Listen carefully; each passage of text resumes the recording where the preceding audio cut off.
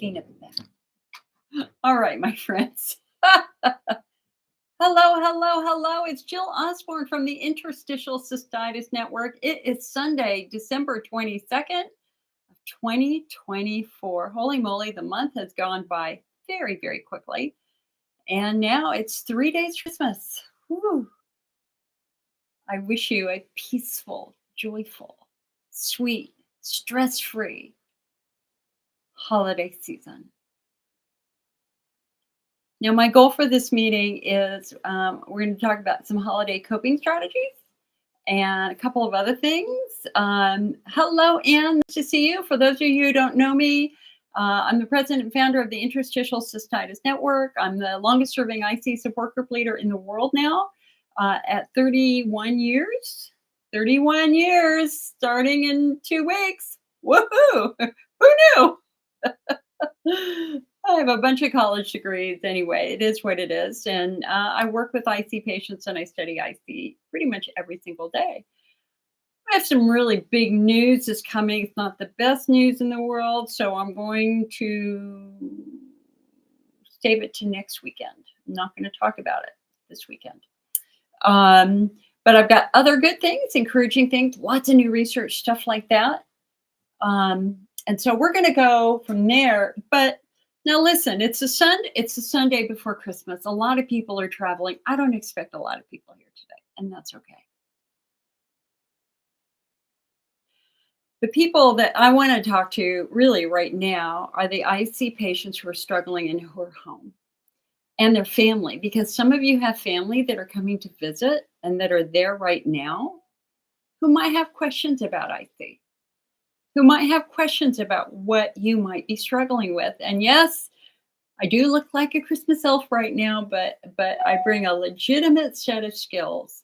And I am more than willing to answer any question from any family member that might be there with you right now if you're watching this, if they have a question about IC.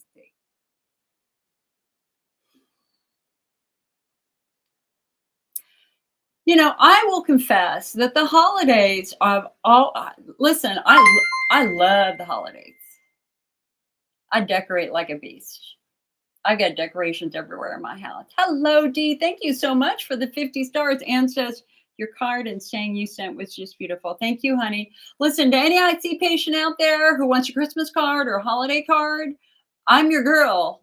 I've got holiday cards. I love sending out Christmas cards. And if you would like to get a Christmas card, there's a little thing inside. I would love to do that for you. You can just email me your address, icnetwork@mac.com, icnetwork@mac.com. So anyway, here's the deal. Most of us do enjoy the holidays. Unless, of course, you're grieving. And last year for me, I was grieving terribly. And even though I decorated in my mother's spirit, on the inside, I was hurting really, really badly.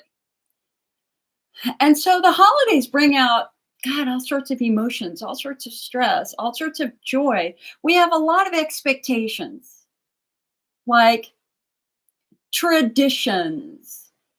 And that is my mother, for example, always made lasagna on Christmas Eve, even though we couldn't eat it. I couldn't eat it.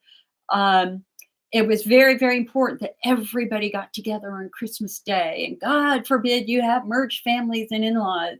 It became a big stress-filled ball, Christmas holiday ball or decoration in a way. And I will be honest and say that it took some of the joy away from me. Like from December 1st to about December 23rd, I'm good. But then all of a sudden, all these expectations start hitting on Christmas Eve and Christmas Day. And you know, when you're in pain and you don't even know what you're going to be able to do on Christmas Day, you don't know if you're going to flare the night before, you don't know how you're going to feel that day.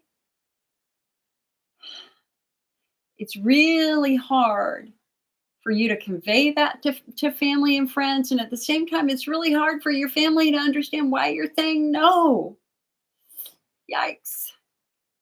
It's rough. So I have something special for you that I put up. Oh, thank you, Renee. I'm doing my candy cane impression. You're not seeing I'm actually wearing. Hey, listen, it's okay to be silly.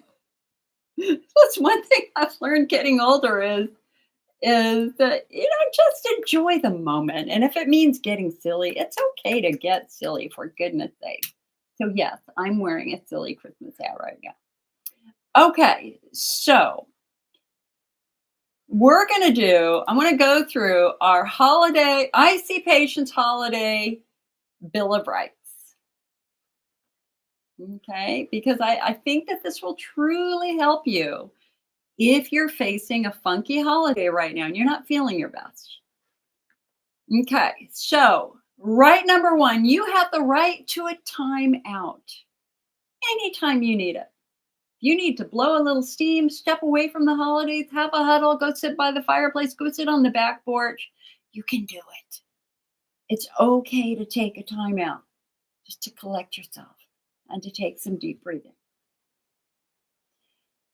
You have the right to tell it like it is. When people ask, "How are you?" you have the right to tell them how you really feel, not just what they want to hear. You also have the right to smile and say you're fine because telling them how you really feel isn't worth your time because some people will never understand it anyway. It's about being true to you. You have the right to have some bah humbug days. You don't have to be Santa Claus all the time. You are not a bad person because you don't feel like singing Christmas carols all day. I haven't had any Christmas carols on yet in my house.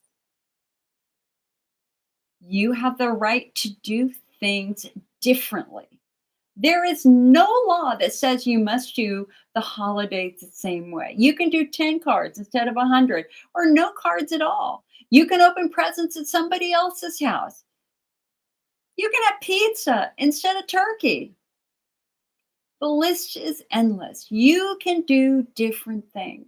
Like I kind of want to just do appetizers this year. I cannot deal with the stress of making a big holiday meal. You have the right to be where you want to be. You can be at home or you can be with relatives. You can be in any city or any state that you want. There's no law that says that you must stay home, and there's no law that says you must go elsewhere. You have the right to some fun. When you have a day that isn't so bad and you feel like doing something fun, do it. Just go do it. Have some fun. You have the right to change direction. Bladder, pelvic, and widespread pain are unpredictable. You may be all ready to go somewhere and do something and suddenly be overwhelmed. And when that happens, it's okay to change your mind. There's plenty of time in life to be predictable. Exercise your right to change when you need to change. You have the right to do things at different times. You can go to church at a different time. You can open presents at a different time. You can serve a meal at a different time. You can give up and go to bed at a different time. Don't be a slave to the holiday clock.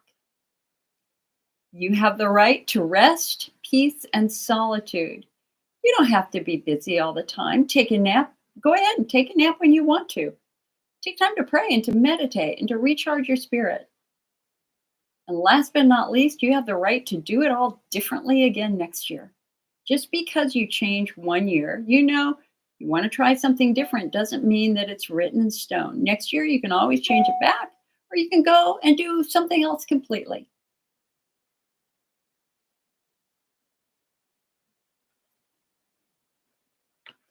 No guilt, no blame, no shame.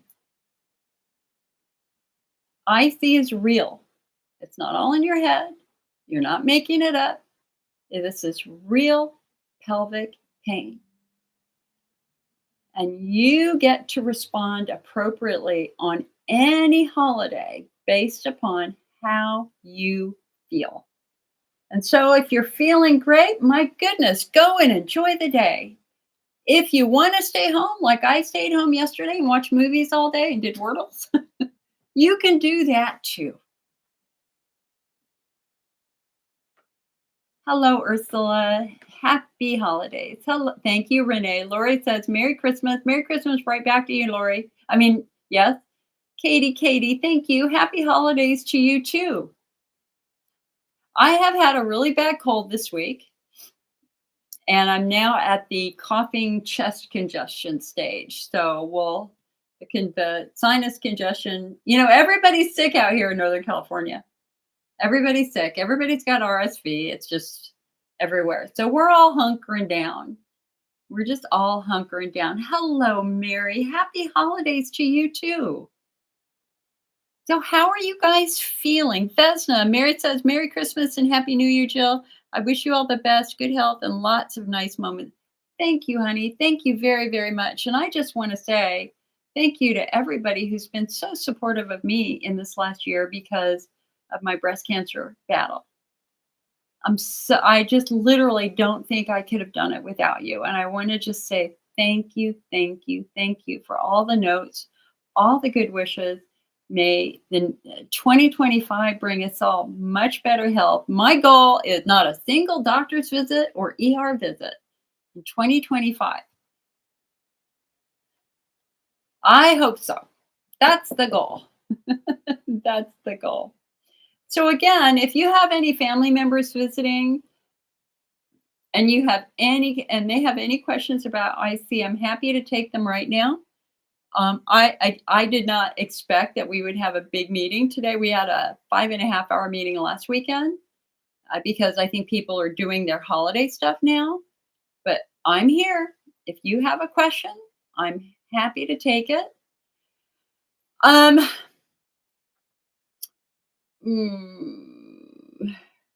sitting on a story that I'm not going to share until next week because it's going to upset some people. And so my goal here is we are just going to have a joyful holiday. No stress. Hello, Gay. We have a lot of new research. Man, the research is flying right now. It's stunning how much research is happening. We've got some new clinical trials on the way. That's very, very encouraging. Trudy says, you look gorgeous. Thank you, Trudy. And I hope that 2025 is very, very kind to you too, hon. Will I be doing a meeting next Sunday? Oh, let's just see. Maybe we'll do a New Year's meeting. Whatever. I want to be open and flexible too. So, but on our website, we have a whole holiday survival center in our self-help area. Stacy just put up a couple of really, really good blogs. And one of the blogs are IC friendly treats, because it's like, I got a gift from a family member that's filled with things. I can't eat a single thing. I can't. And it's like, oh, this is so sad. What do I say? Of course, I'm not going to say anything. I'm just going to pass it along to somebody else who can eat them. So there's nothing more frustrating when you have a limited diet and you go somewhere and you see, things that you can't enjoy.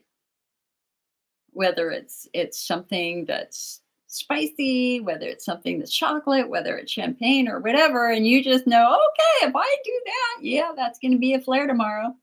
And for me right now, because I had my gallbladder removed last year, I can't do any saturated fat. So there you go. All the frosting is out on the cookies. I can't eat any cookies with butter. I can't even eat my Norwegian Christmas bread that I make. I made a huge batch of Norwegian Christmas bread earlier in the week, and I passed it out to all my neighbors just because I had to make it, even though I couldn't eat it. So anyway, Stacy wrote this great blog with lots and lots of recipes of icy friendly treats. It's fantastic. And so if you're looking for something that you can enjoy during the holiday season that won't irritate you, go over to the IC Network website, icnetwork.org, and check out that blog. She's got sweet things. She's got savory things. One of the things that I loved in there is caramel. It's caramel popcorn and caramel cinnamon popcorn, and just all sorts of really, really good icy friendly recipes. So go to town, my friends. Go to town. Just enjoy. Just because we have a limited diet doesn't mean that we can't enjoy a couple of nice, sweet treats over the holidays. The other article that she has is an article on affirmations. I'm sorry, not affirmations, an article on resolutions. 10 resolutions that all IC patients should make in 2025. And we'll all talk about those next weekend because it's not time to make resolutions right now. I have a um, tips on surviving the holiday video series that you can show to family members and friends over on the IC Network website. And on our YouTube channel. So this is, again, if you've got somebody that's just not getting it, you can show them those. You can show them a couple episodes of our IC 101 Masterclass.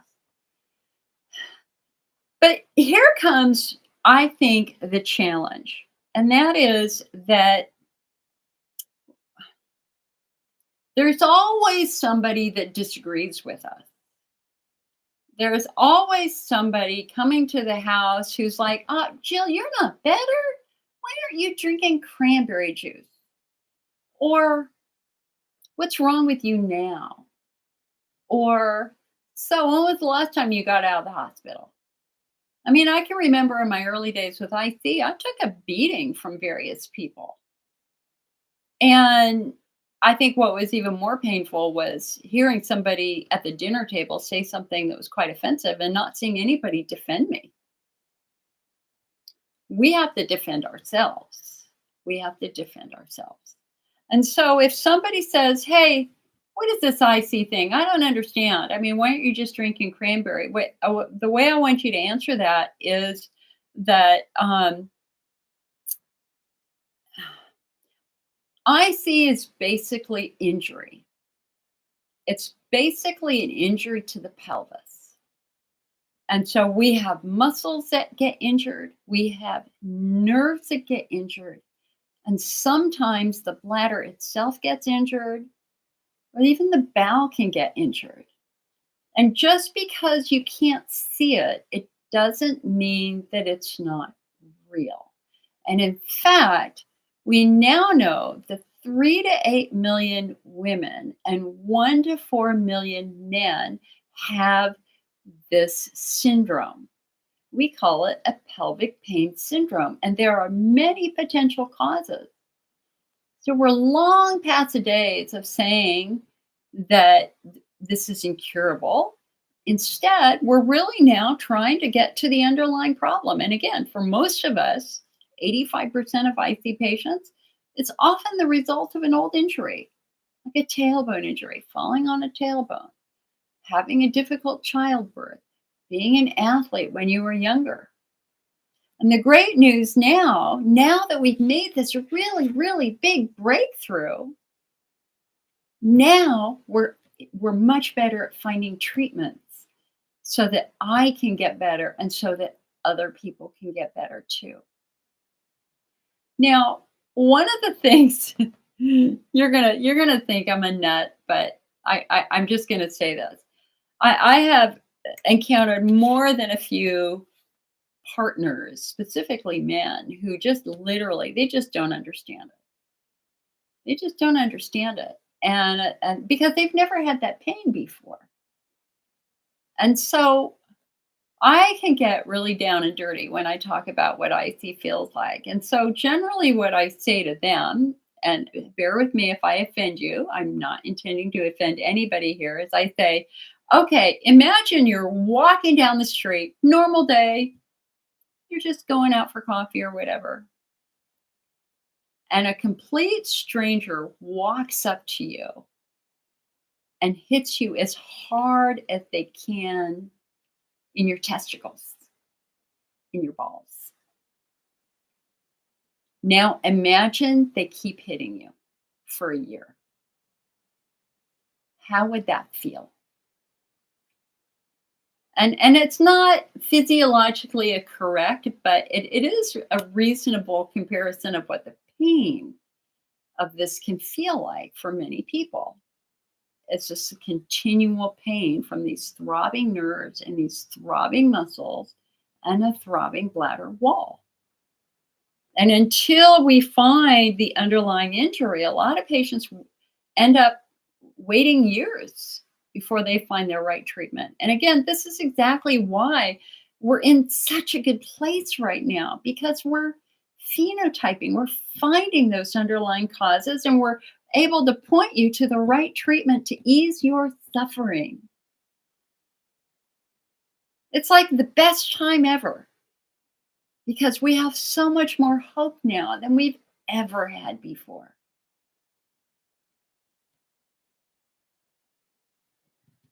Now, I will tell you another thing is I learned early on that I had to take away all the emotion about my decision on what to do on Christmas Day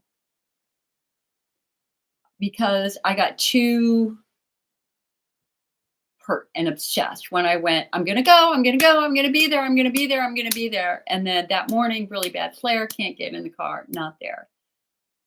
And just the emotional toll of that was wearing. And then finally, one year, like a light bulb turned on. And it's like, you know what, Jill?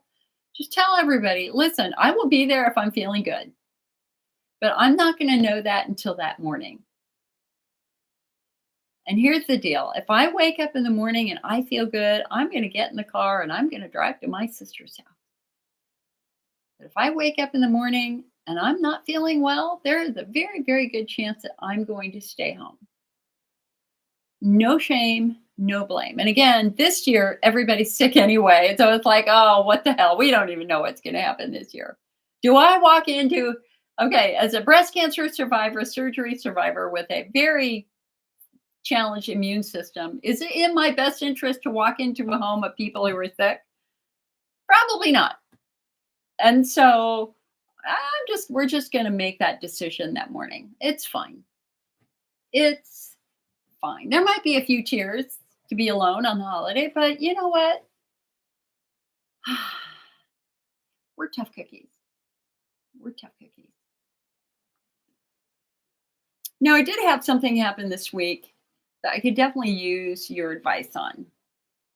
And again, guys, I'm just waiting for questions. When you got questions about IC, I will stop talking and I will answer your question. Judy says, what do I think of inner stem? Inner stem is, in my opinion, a very flawed, risky therapy. So inner stem involves delivering a mild electronic impulse to either your pudendal nerve or your tibial nerve. There are different nerves that they can stimulate that can potentially kind of re-regulate the nerves for those patients who are suffering with really, really severe frequency urgency, where we really think the nerves are very, very dysfunctional. Getting in there and trying to re-regulate them with a consistent nerve impulse kind of makes sense. And so neuromodulation is FDA approved for frequency urgency. It is not FDA approved for interstitial cystitis. It is absolutely not approved for any pain control at all. And any doctor who says this will reduce your pain is going exactly against what the FDA says, because the FDA says flat out, there is no guarantee that this is going to improve pain levels. It might help some, but certainly not all. The fundamental flaw, well, there are two flaws with InterStim, Judy. Flaw number one is it's very risky. There are, at this point in time, thousands of adverse events filed with the US FDA. You can find those in the MAUD database, like the old TV show MAUD. If you Google MAUD FDA, you can go to their database. You can type in InterStim, and you can look at all the adverse events filed. And there are adverse events relating to the device failing. There are adverse events related to injury to the patient, like infections, nerve injury. I've worked with many, many patients who have had significant adverse events from InterStim. And there are even fatalities in the FDA database that have been associated with the use of InterStim. One of the cases that I thought, and I don't remember if this was a fatality case or not, was a patient whose heart started beating in time with the device. And you're like, well, wait a second, the device is all the way down there. How would it change my heart? But it can, or it did in at least one patient. In all likelihood, probably a few more that weren't reported. I'm somebody who's very, very prone to changes in my heart rhythm. So I totally get that. Um, so as much as a doctor likes to say, hey, this is going to be easy, let's do it, yada, yada, yada, the records stand for themselves. And it's very, very important that you take a step back from the good news and get real about the reality of having a unit in your body that can move, that can malfunction, that can create a pocket where there can be a profound infection, MRSA infections, things like that. And there are some important questions that you want to ask your doctor before you have neuromodulation. And I have a whole section in our website about this. And so also know that there are two distinct types of neuromodulation. One is done at the ankle. There's no surgery involved in that. We call that post-tibial nerve stimulation. Very cheap, very inexpensive, very, very few side effects ever filed with the FDA over the ankle stim. I actually did the ankle stim in 1993. I was a patient of the doctor who invented it. But if you're going for InterStim or one of those, these are different. These are very, very invasive. They require at least 2 surgeries. You're going to have a surgery to implant the electrode during a trial. If the trial works, you're then going to have another surgery to implant the box somewhere in your lower back, your upper glute area. So I have questions here that I think you need to ask your doctor before you agree to have neuromodulation done. And let me just go through these really quickly, because you don't want somebody brand new operating on a nerve coming off of your spine.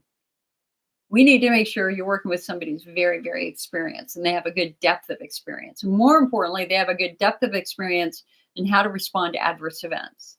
So here are my questions. How many implants have you done? What training have you received for the care and long-term maintenance of the device? Because once you have InterStim, you don't just walk away and never go back to your doctor. That device has to be carefully monitored with repetitive doctor visits, because the device can malfunction. The device might need to be reprogrammed. There might be an issue with the battery. So don't assume that if you have InterStim, you're one and done. You're not. It's going to be more doctor's visits. Here's an important question. What complications have you experienced in patients during trial and implant procedures? Were all of those complications resolved? Here's another important question. How often have your InterStim patients required additional surgeries, like additional revisions where you have to move the electrode? I mean, if your doctor, for example, says, hey, yeah, usually these patients they'll have the trial, they'll have the implant, and then they might have on average 2 revision surgeries in the following 10 years. And then if it doesn't work, then we've got to have another surgery to take it out. That's 5 surgeries. Can you afford that? More importantly, will your insurance pay for that? More importantly, will your insurance pay to have the device removed if the device doesn't work? Some insurance companies are not doing that. Some insurance companies literally are refusing to pay for the device removal unless there's a major complication. I really disagree with that. If you've got a metal box in your body or something plastic in your body and it's not working, you got to get that sucker out of your body. Because we don't understand the long-term ramifications. We know that there's going to be a lot of scar tissue and all that sort of stuff like that, but we need to know. How often have your InterStim patients required removal? When doing a removal, have you encountered any difficulties in removing either the leads or the unit? And if you did, how did you resolve these? For example, the leads can be the longer you have an implant, the more scar tissue grows around the leads. And the leads go right next to the nerves because they're stimulating the nerves. And so some doctors literally all they do is just cut them and they leave the leads in there. And a lot of people disagree with that. Okay. Have any of your patients experienced side effects which persisted even after the device was removed? Have any of your patients developed infections at the surgery site?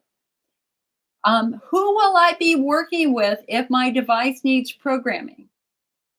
Who will I see for care if you are not available and my device is malfunctioning? Who should I contact if my device malfunctions? And most importantly, will you provide care for me if I lose my health insurance? If not, who would I go to get my inner stem maintained? And this brings up our next big issue, and that is, will your insurance cover it? So we had a patient, a nurse, who lived in a small town in Appalachia somewhere. She had IC. She had 3 doctors in her town, 3 different clinics who all said, you need InterStim. She didn't want to do it, but they basically said, if you don't do it, we won't treat you. So she felt forced into it. But because she was a nurse, she has her eyes wide open. She understands some of these big issues. So she talked to the billing officer or the billing manager in her urologist's office and said, is this covered by my insurance? They said, absolutely no written pre-authorization is required. It's like, cool, but she's not an idiot. She then went to the hospital where she worked and talked to their billing department. Hey, is this covered by insurance? They went, yeah, absolutely. No written pre-authorization is required. She's like, okay, sounds promising. But she wasn't an idiot. She then called the insurance company just to verify, is this covered by my insurance? And her insurance company over the phone said, yes, absolutely. No written pre-authorization is required. So she, a week or 2 later, she had it done. Week after that, she got a bill for $75,000 and a threat to garnish her wages. And she called the doctor's office and said, hey guys, you told me this was covered. Oh, well, we're sorry, we made a mistake. She called the hospital. You told me this was covered. We're sorry, we made a mistake. The mistake that she made is she didn't get it in writing. She should have gotten it in writing. If she got it in writing from the health insurance company, most importantly, and at every step of the way, then she would have had plenty of evidence and ammunition to fight any threat to garnish her wages. So understand that a major surgical procedure is going to cost a lot of money before, during, and afterwards. And so you have to ask yourself, do you have the resources for it? And then last but not least, is it effective? Now, InterStim isn't going to do a damn thing for Hunner's lesion. InterStim is not going to do a damn thing for estrogen atrophy GSM. It's not going to fix anything. It might calm some of the symptoms down, but it doesn't fix the underlying cause. Really, now I know that there are going to be some doctors who disagree with me, I'm sure. But if you look at Curtis Nichols' proposal for 9 phenotypes for IC, the only place where he mentions InterStim as a treatment is for primary storage syndrome. These are patients who have uncontrolled frequency urgency due to a nerve dysfunction. If nothing else works, then that's a context where something like InterStim would be helpful. I'm not against neuromodulation. I did it myself. I just went with the ankle stim. And the ankle stim at week 3, I had my first 2 hours without pain after a year of being in pain every day. And by week 7, I had my first day without pain. I truly believe that neuromodulation helped break me out of a very, very long, painful flare. But for me personally, I would, um, that's a weird correlation here. Okay, just bear with me. Weird correlation here. I bought a Christmas tree a couple years ago. Gorgeous Christmas tree with a remote, and it's like 8 or 9 different light settings. And the remote broke this year. Doesn't work. My tree is flashing off and on, white and multi. I have been working for a month to get a new remote from the company, and they're just blowing me off. And I realize in the future, I don't really want that technology. I'm just going to get a Christmas tree that you can plug in without a remote, because the remote is another level where things can go bad. And it's kind of a weird correlation with, kind of with InterStim. There's a remote, there's something that you put up next to the device. And it's just complicated. And there are a lot of working pieces, and you've got leads, and you've got units, and you've got remotes, and any one of them can have a problem. So I personally would only consider doing something like neuromodulation InterStim, if, for example, if I were totally incontinent. That's where InterStim saves lives and changes lives for better, because InterStim can turn off bladder incontinence and bowel incontinence. And that's really what it was originally approved for, incontinence. So I'm not against InterStim. You have to have your eyes wide open, and you have to understand context. But now that we're phenotyping IC patients, I think the role of InterStim and any neuromodulation is slowly dropping away.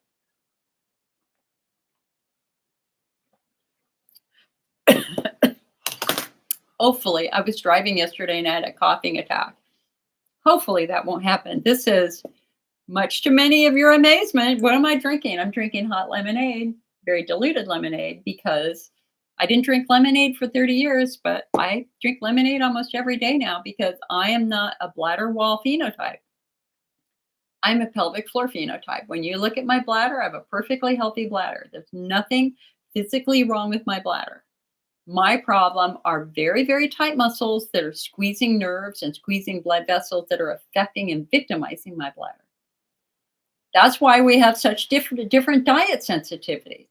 Patients with Hunner's lesions, they're going to be the most dietary restricted because they've got wounds in their bladder. Patients with estrogen atrophy who don't have a good coating in their bladder, they're going to be diet sensitive. The patients who are pelvic floor driven with a healthy bladder, you're not going to be as diet centric. If you have widespread pain, if you're in that central sensitization phenotype, I'm also in that group, that what we have to avoid is anything neurostimulatory like caffeine, because our nerves are already on a hair trigger. The last thing we want to do is take a jackhammer to the nerves and amp them up. And that's exactly what caffeine and chocolate and things like that do. All right, let's go back here.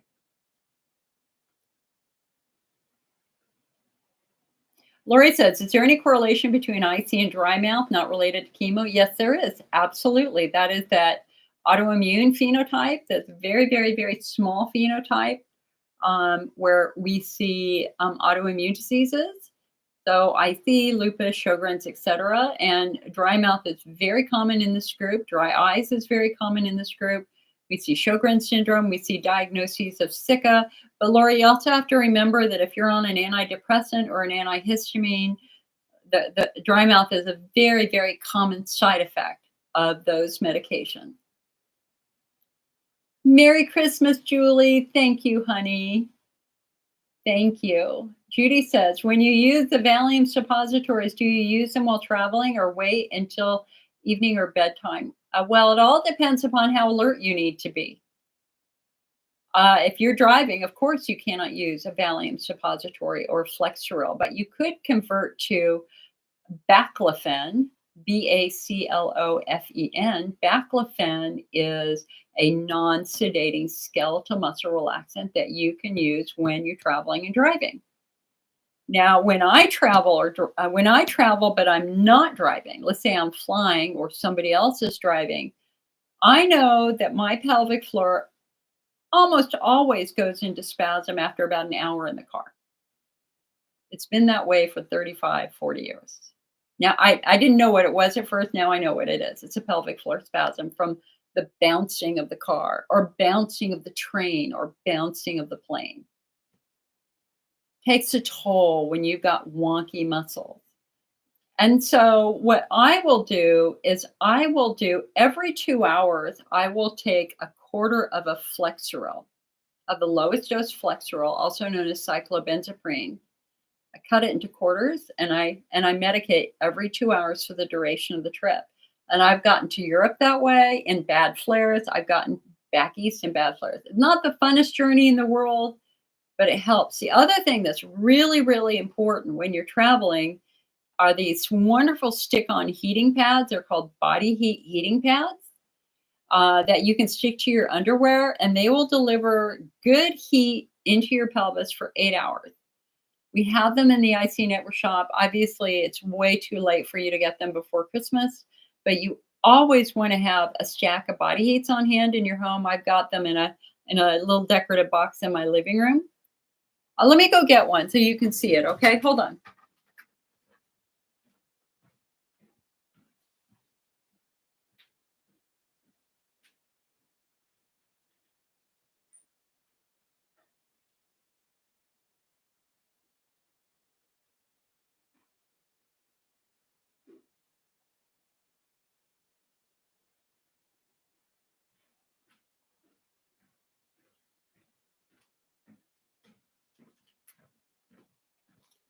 Okay.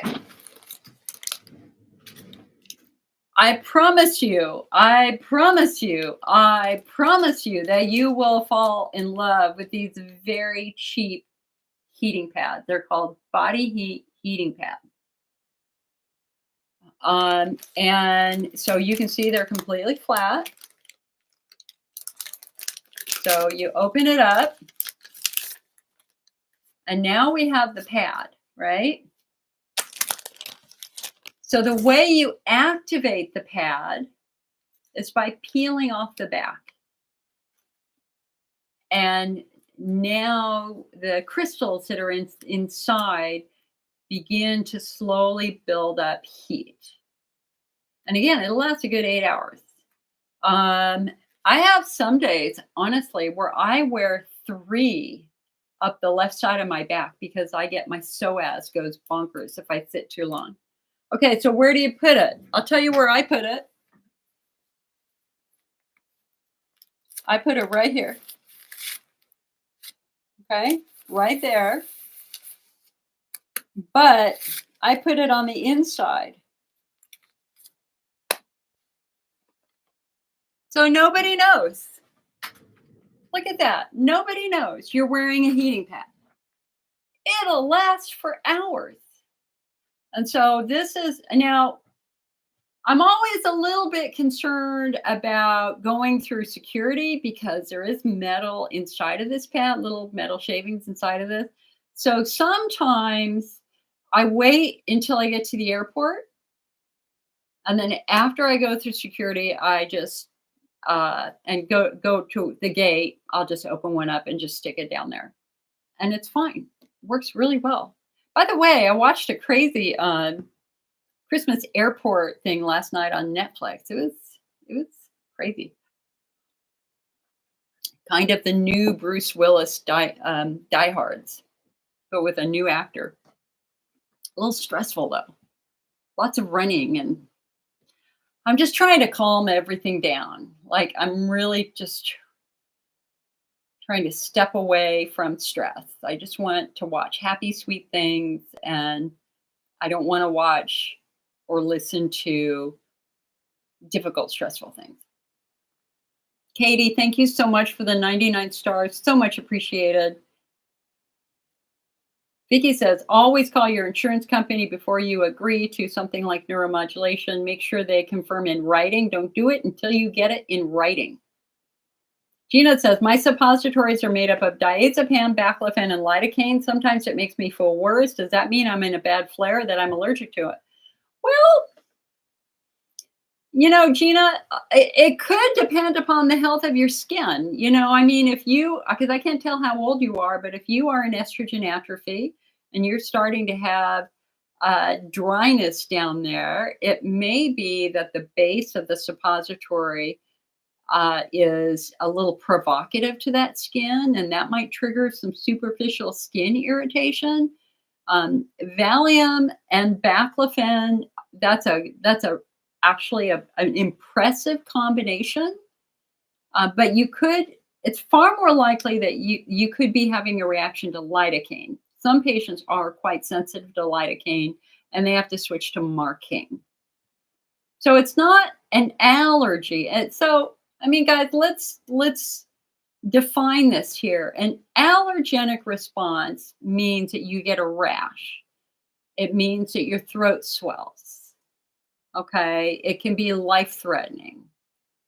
A sensitivity is different. A sensitivity is not life-threatening. A sensitivity means that your body is struggling with the chemical in some way, but it's not going to affect your breathing. It's not going to, again, make your throat close shut. And so if you have widespread pain, the 40% of IC patients who have a very, very sensitive central nervous system, we are notorious for being sensitive to chemicals. Absolutely, 100%. So you could be reacting to a base. It may be that they're using some sort of cream in it that your body doesn't like. And so most compounding pharmacies can play with the base, try different bases to find a base that works better with your body. Vicky says your hospital and doctor's office won't know unless they pre-certify you. I agree. And health insurance right now is really screwed up. It's so bad right now. I was last night in fact, I think I forwarded it on my Twitter account. It was a congressional testimony from a young doctor who was working for a health insurance company. And she carried tremendous guilt for the thousands of patients she had denied care. And literally, the first denial she made as a young doctor working for this company, this health insurance company, she denied a $500,000 claim to have a surgery that would have saved his life. And she denied it, and he died. And here it is, 20 years later, she felt such guilt that she made medical decisions to support the financial bottom line of the company rather than the actual health and safety of the patient. It was, and you should have seen, I mean, this was back in the days when politics was much more productive and people talked to each other and Republicans and Democrats worked together, which they don't do so much anymore. The horror on the faces of the congressmen to actually hear a doctor just be that blunt and say, I was never punished. I essentially murdered that man. My decision resulted in his death. I faced no charges. In fact, I was lauded because I saved my company $500,000 and I got a promotion. And that is the fundamental flaw right now with the American health insurance system. It is. And I've never had to fight more for care than now. I mean, it's interesting. And I've been a member of Kaiser Permanente for 30 years. And I feel like I have nobody there that cares about me. It's superficial at best. They've got so many patients. They're just, it's just a factory. Talk to you for 5 minutes, move on. Talk to you for 5 minutes, move on. But doc, why is my thyroid being so weird? Guess we need to send you to an endocrinologist. See you later. Now I know why my thyroid kept, so I became hyperthyroid, got AFib, And then I had the COVID vaccination reaction 2 months ago. So then to get me out of hyperthyroid, I became hypothyroid. I was put on different meds, but my thyroid kept dropping and dropping and dropping and dropping and dropping, and like to the dangerous level. Like, holy mother of God, this has never happened before. My TSH was 16, normal is 2 to 4. And so, it's like I'm researching all the meds I'm on, going, okay, does this affect thyroid? Does this affect thyroid? Because some do, like amlodipine will shut your thyroid. Some shut some thyroids off. You know what it was? I had stopped eating salt. I wasn't eating hardly any salt. And your thyroid needs iodine to function. But I had such an extreme reaction to the fear associated with the AFib that I thought, you know what? I better eliminate all salt. And I went way too far. And so a week ago, as I was talking with my doctor and we were going over this, she goes, "Are you eating salt?" I went, "No." She goes,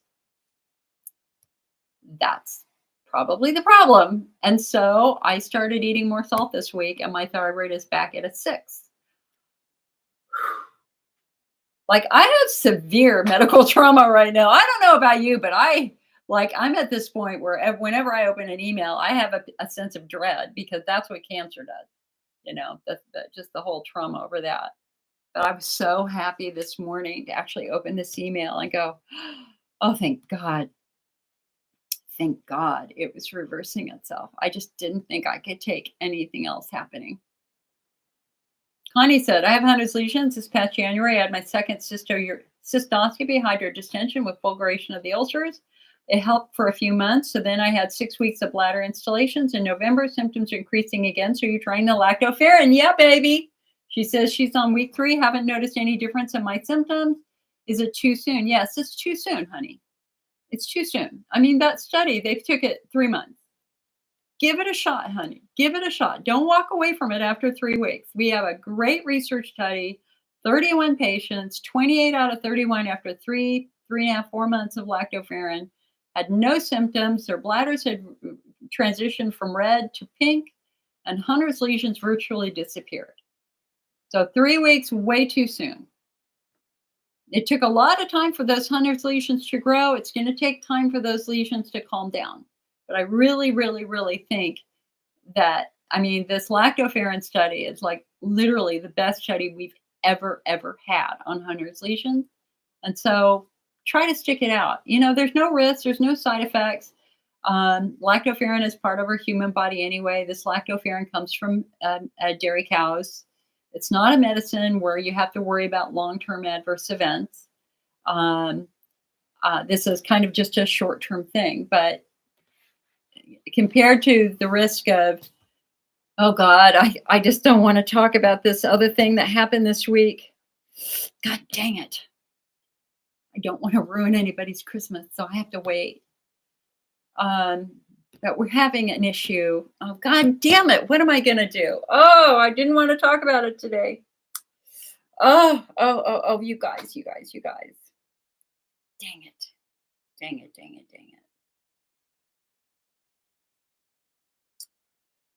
Oh, what is the ethical thing for me to do? Okay, I'm going to say this.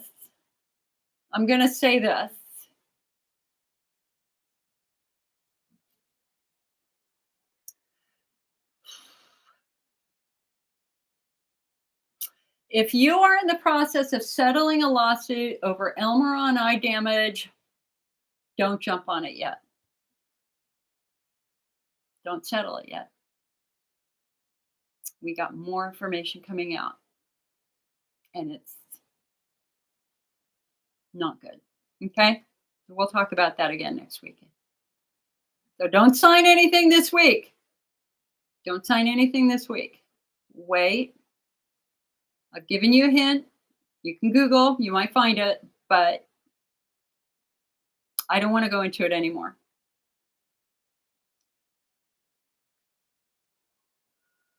Harriet says, "I'm drinking marshmallow root tea and it is yummy." Good. I'm glad you like it. Marshmallow root really, helps about half of the people who try it, and the other half, yeah. It's a little bit soothing. It's not our go-to. I mean, our go-to is chamomile or peppermint because they have they can act to calm bladder spasms. They are smooth muscle relaxants. But girl, if it's working for you, power to you. Chelsea said, I'm scheduled for an InterStim trial, but I have a neurogenic bladder and I'm completely catheter dependent. So, Chelsea, isn't that interesting? You know what? Let me dive into the research just quickly. Let's just see if we have a study with InterStim and neurogenic bladder. Because I honestly don't know.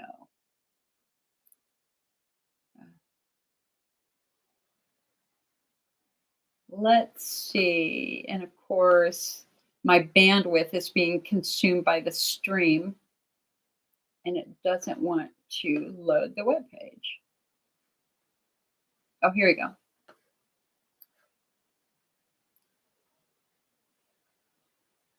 All right. So let me go to the most recent one first. So we got studies.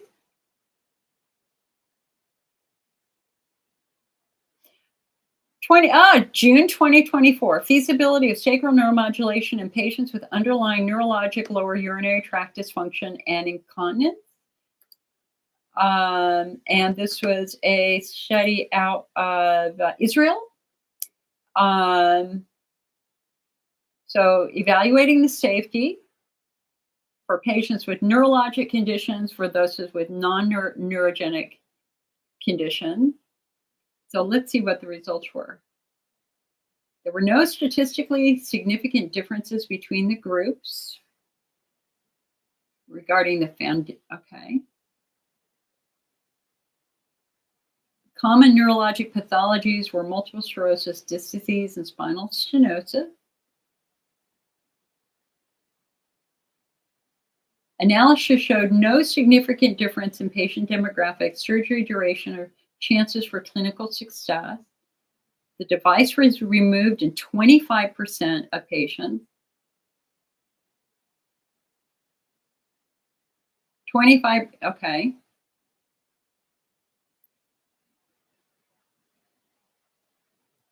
All of the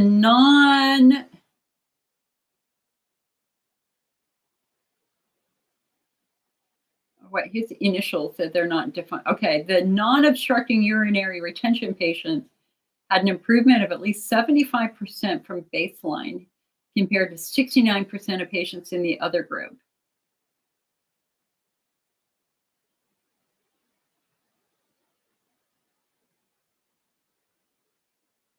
They said that if you have a bladder capacity below 430 mLs and the presence of bladder spasms, those were statistically significant predictors of a successful neuromodulation technique. At the end of the follow-up period, roughly 50% of the patients were defined as a clinical success.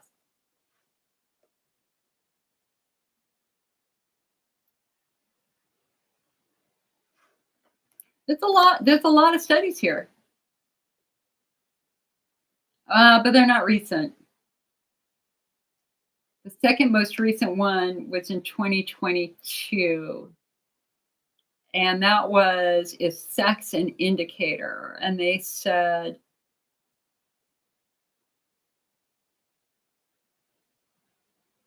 that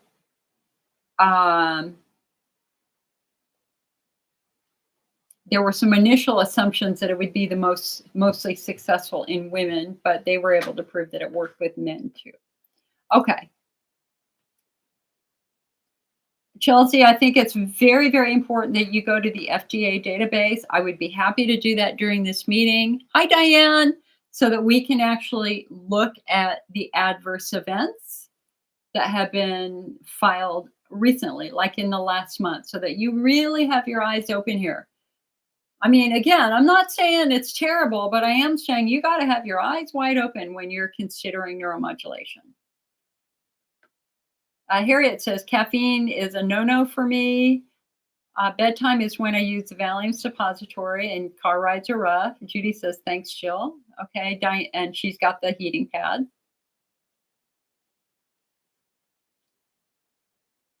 Diane says, I'm trying Gemtesa for urinary frequency with my IC, and I wonder if it's making my bladder pain worse. Well, you might, I mean, the only way to figure that out is if you stop it for a couple of days and see if the pain goes away. But I can't give you medical advice like that. You'd have to talk to your doctor about that. All right. And Gina says she's 60. Welcome to the 60s. I'm 64. It's so weird.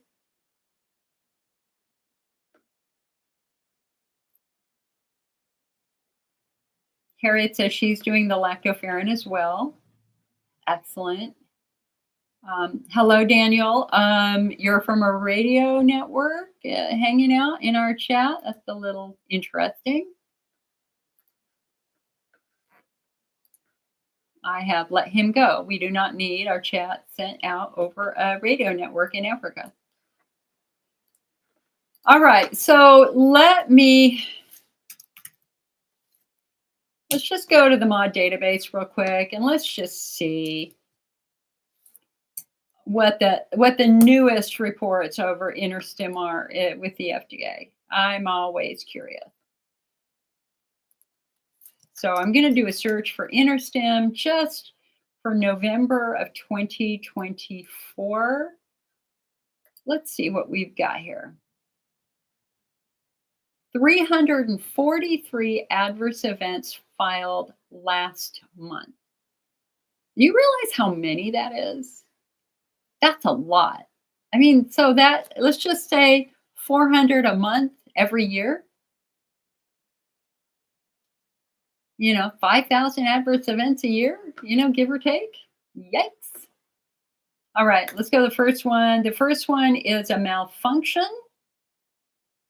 Information was received from a healthcare provider regarding a patient who was implanted with an implantable neurostimulator for urinary dysfunction and pelvic floor pain. It was reported that the patient had issues that started where the patient's symptoms started to return about 3 months ago. The caller said the patient had all kinds of problems. The caller said the patient was obese and had been using the same program for about 6 years, may need to be reprogrammed.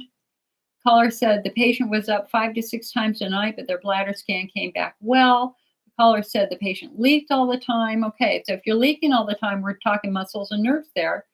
The caller said the patient had lost their handset and a move. Dear God, so they don't even have the remote. So they were able to connect a miscellaneous handset to the patient. What? And it only gave them one program. What? Oh my God, this is a nightmare. Talking about my Christmas tree analogy is perfect here.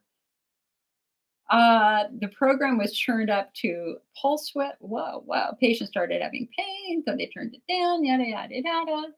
So now the patient was sitting and waiting with therapy off. The caller, wow. And now the battery life is at 6 months. And the caller wanted to know how to pair a miscellaneous remote with the patient's device. Wow.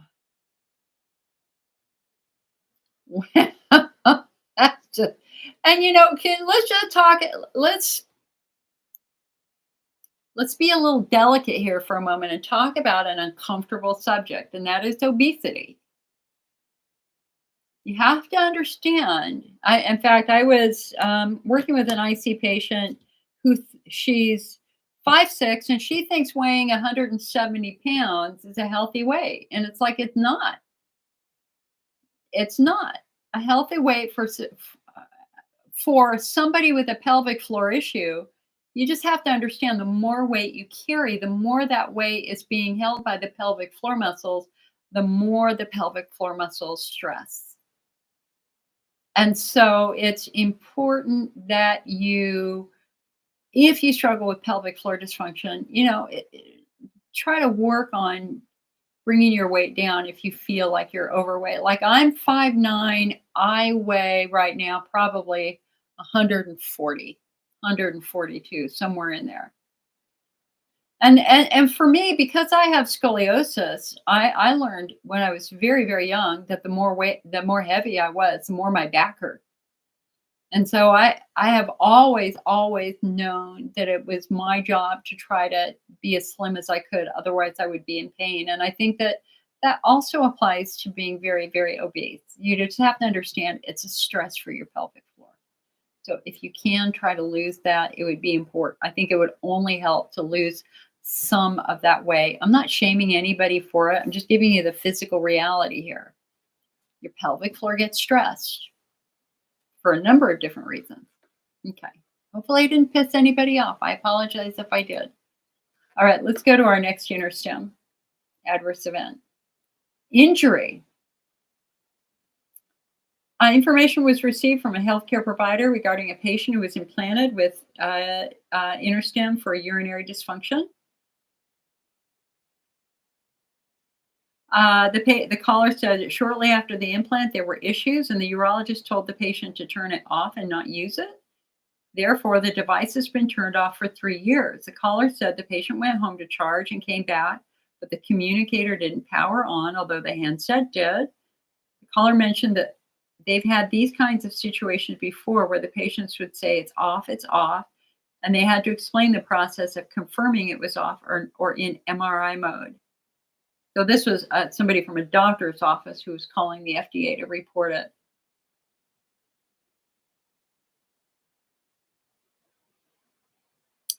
It was reviewed that if the patient would like to have access MRI mode, they would likely need to have the communicator replaced and also charge their device.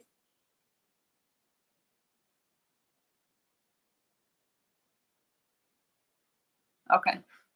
So issue shortly after implant, but they didn't define it. All right, let's go to another one. Malfunction.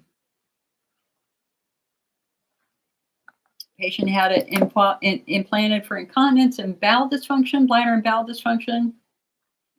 This is important. It was reported that they feel the lead sticking out of their back, and it is very uncomfortable. The patient already discussed this with their healthcare provider, and they mentioned they might need to go back and put the leads deeper. The patient said they will not be home until 2025 and will need to wait until to get the procedure done. So those leads can move. We had one patient, the lead actually moved, perforated their bowel and went through their bowel. Yikes. That's why they have something called a tined lead, which means that there's little barbs that stick out from the lead. These are all microscopic. So when you put it in, the barbs kind of pop out and hold it in place, which obviously is going to make it a lot harder to have it removed.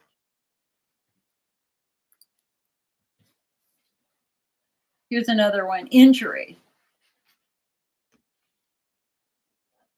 They were sore around the incision area since the procedure. They had a post-op appointment 5 days afterwards, and their healthcare provider told them the incision was infected.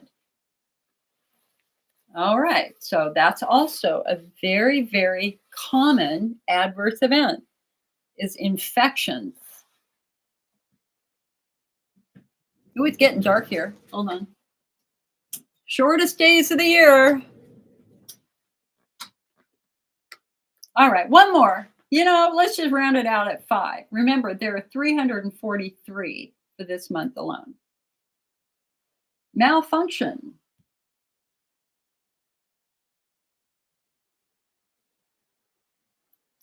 It was reported that when the surgeon tried to take out the original implant, some of the wires fractured and didn't come out. Patient doesn't know if they are MRI eligible. So we talked about that too. Crazy, right? All right.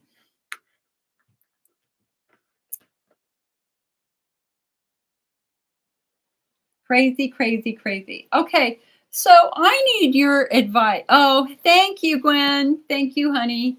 You'd never guess I had an absolutely terrible week. I've had a terrible cold.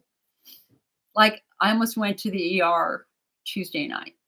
I was so sick. And I thought, no, you're not going to the ER again. And now I'm about a 6 out of 10 right now. But it's good for me to be up and talking. As long as I don't start coughing, I'm good. So, how do I want to say this? I want your feedback. I am an educator. I spend every day working with IC patients, all day, every day. And I love my job. One of the challenges that we have in our job, and I was just talking with a teacher about it this morning, is that today the if you're in your 20s, 20s mostly, that generation doesn't want to read much. And they flat out told me, I don't want to read. Give me a video, baby. Give me a video. And I'm exasperated by that. I'm absolutely exasperated by that. And so I'm finding that I'm encountering more and more patients who literally make their way of getting icy information is to go on TikTok. It's like, honey, nobody can teach you all about IC in a TikTok video. And worse, remember, you know, we are apples, oranges, and bananas. We're all very, very different. We're very, very different.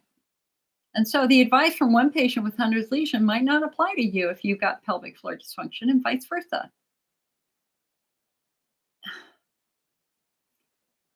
And I find myself struggling to make points to some of these younger patients. They're like, I don't want to talk about it. I don't want to talk about it. Don't talk about it anymore. It's like, but you asked me a question. I'm trying to explain why that cup of coffee is going to potentially hurt you if you have Hunter's lesion. It's just that we're in a really weird time right now. It's very strange. Julie says, I knew it. Your face is a little puffier and red than usual. Well, I have a cold sore. Am I puffier? Also, my thyroid, you get a puffy face if your thyroid's low. My thyroid bottomed out a little like 9 days ago. It's better now, but yeah, definitely puffy. Life in the fast lane. So it's very hard to educate people who don't want to. They ask you how, but after 30 seconds, they're like dissatisfied. Sorry, it's going to take 10 minutes for me to explain this to you. I can't answer it in 30 seconds. Anyway, I'm always interested in insight on that because it's challenging. Gwen says, you're in my prayers. Thank you, honey. Thank you so much. I've felt everybody's prayers. I've been so appreciative. I don't think I would have survived the last year, especially the last 6 to 8 months without you. And I'm so grateful and appreciative of everybody who sent me cards. And again, if there's anybody out there who wants a Christmas card, I love sending out Christmas cards. I still have a pile I can send out. I think I've sent out about 50. Email me, icnetwork@mac.com. That's short for Macintosh Computer, so mac.com. If you like a Christmas card, I'd love to send you a Christmas card, even after Christmas. It's okay. It's okay, because I know that there are people out there who are alone right now. There are people listening to me right now who are probably listening to this on Christmas Day, alone, upset, frustrated that they're not having a good Christmas. And I want you to know you're not alone. It's not your fault. You've done nothing wrong. You're hurt. You're hurt. And as much as we would like to have a perfect Christmas, it's just not possible. Nobody ever remembers perfect anything. What they remember are the funny moments in time. There are funny things that happen that get shared for years and years and years. Like last weekend, during my meeting, I shared my grandmother's weevil soup. She was up visiting my aunt, decided to make soup for them. Her eyesight was bad. She put in rice or noodles filled with weevils. Weevils are basically moths, the larval stage of a moth, the moths you get in your cupboards. Yeah. So just teething with weevils. She couldn't see them. And when they served it up, and and everybody's at the table looking at their bowl, and one of the kids looked at it and went, why are there worms in our soup?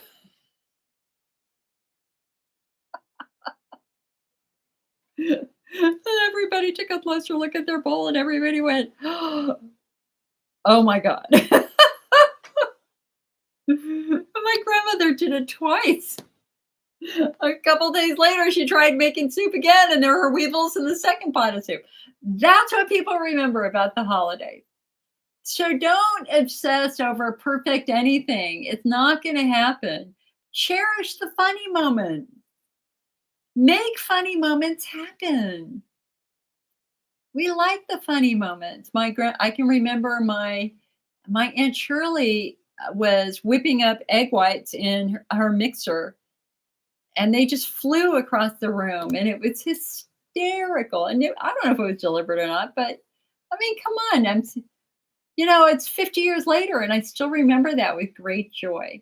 Beth says, wishing you a wonderful Christmas and thank you for all that you do to keep the IC community informed and inspired to conquer this condition. Honey, Beth, right back at you, honey. I wish you a happy holiday too. Absolutely. We are in this journey together. Does anybody have snow? We just have rain. We're going to have rain every day this week, but Christmas Day. And now I found an ant in my bathroom last night. But I killed it immediately. It was a scout. When it rains a lot, the ants try to come inside, and I haven't had my We Care pest control out. They use an organic orange oil to keep them out. So hopefully I won't have an ant invasion. We'll see. Let me go ahead and let me just pull out this thing I got about the new research, and let's just see. Yeah, it was God. Look at all these studies. Holy moly. 12 new studies for IC published in December of 24. Let's go through. Okay. Now, this first study is interesting. I know some of the authors here. Before we even go there. So, Dr. Robert Eckenberg, who just wrote that book that we reviewed, a fabulous book on creating pelvic pain centers of excellence across the country, is now officially retired. He is done. So his office is now closed, but he is working with patients on the phone. So you can get coaching from him. He will still do the same full diagnostic workup, just not in person. You'll fill out an extensive survey, like 8, 9, 10 pages of information that helps him understand your pelvis. And then he will work with you by phone. And he is all there. He is 85, but guys, he is sharp as a tack. And he has got a depth of experience working with pelvic pain patients that is unprecedented. And for anybody seeking a second opinion, for anybody looking for additional information, go to the eckenberginstitute.com and you can sign up to work with him over the phone. And it's just a much, much, much needed addition to the IC world. Much.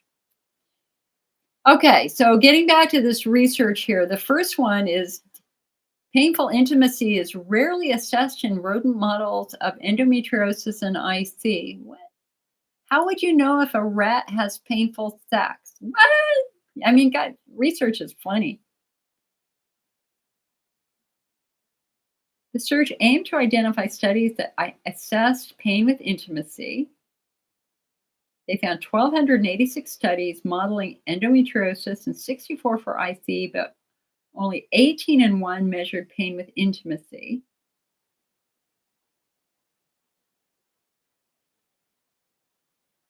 No, no, no.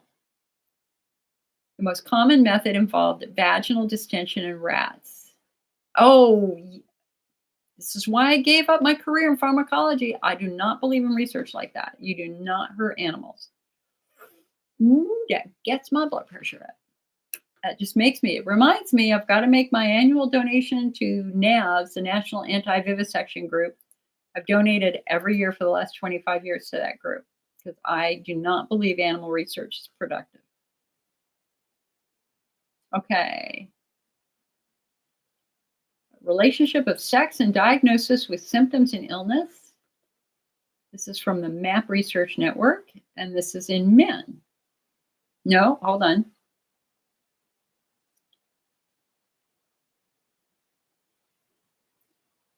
Men diagnosed with IC had the most severe chronic pelvic pain symptoms, followed by women with IC, and then men with chronic prostatitis only. While men and women showed similar patterns of symptoms across most variables, women had increased widespread non-pelvic pain, greater pelvic floor tenderness, and a higher report of sensory sensitivity compared to men.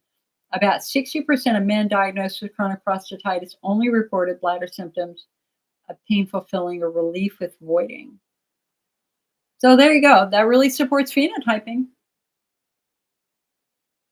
Women have an increased likelihood of increased sensitivity and central sensitization than men. Okay, cool. I agree with that. That makes sense.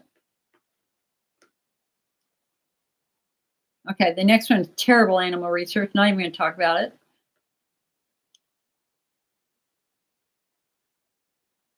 What is this? Female pelvic conditions, interstitial cystitis, bladder pain syndrome. Where is this from? Hold on. Madison, Wisconsin. Family practice essential. Interstitial cystitis is likely underdiagnosed chronic pain syndrome consisting of pelvic pain lasting longer than 6 weeks, plus lower urinary tract symptoms in the absence of infection. It is more common after 40 years of age. The etiology is unclear, but some patients have inflammation in their bladder known as Hunner's lesions.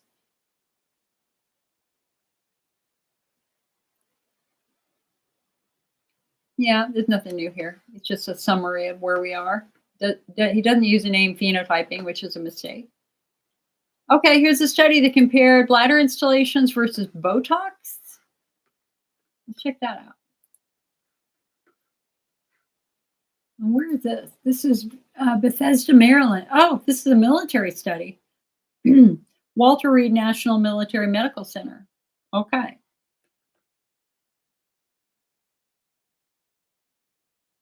And of course, they don't have the abstract. Let me see if I can find it on the publisher's website. That's always interesting. Oh, here it is. Oh, it's a whole article.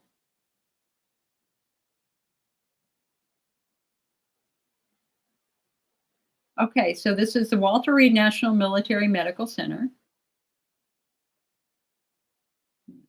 done by a team led by a gynecologist.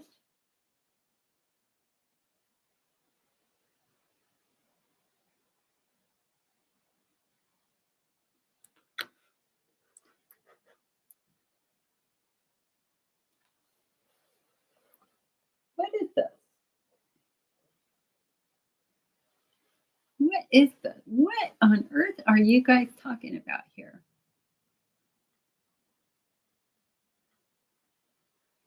Huh?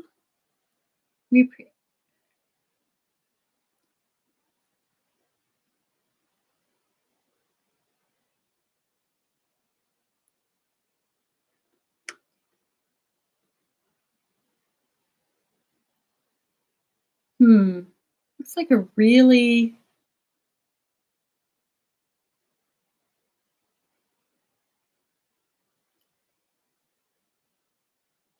what?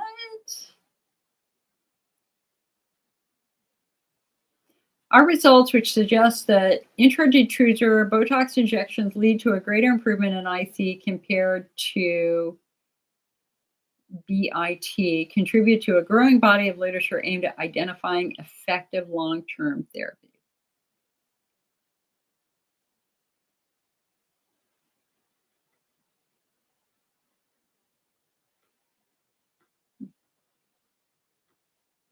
Our results which suggest that Botox injections lead to a greater improvement in IC symptoms compared to bladder installations.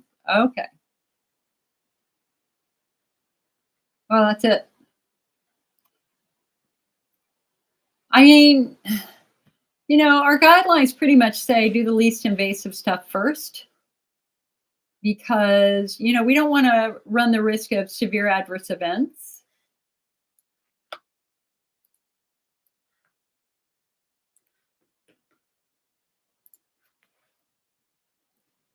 So, Anne says, what doctor is this by phone? Dr. Robert Eckenberg. Echenberg. Go to our website, go to the front page of our website, and you'll see a blog reviewing his new book, and it has all the links there. So anyway, do we do Botox before we do bladder installations? And according to the AUA, they're both options, but the AUA guidelines have always emphasized doing the least risky things first. And the fundamental flaw with Botox is that if you accidentally silence a nerve which controls your ability to pee, you're going to have to self-catheterize. And that sucks. And so the guidelines are really clear, and the FDA guidelines for Botox are really clear that if you have a patient who's unable to self-catheterize, then they are not candidates for Botox, period.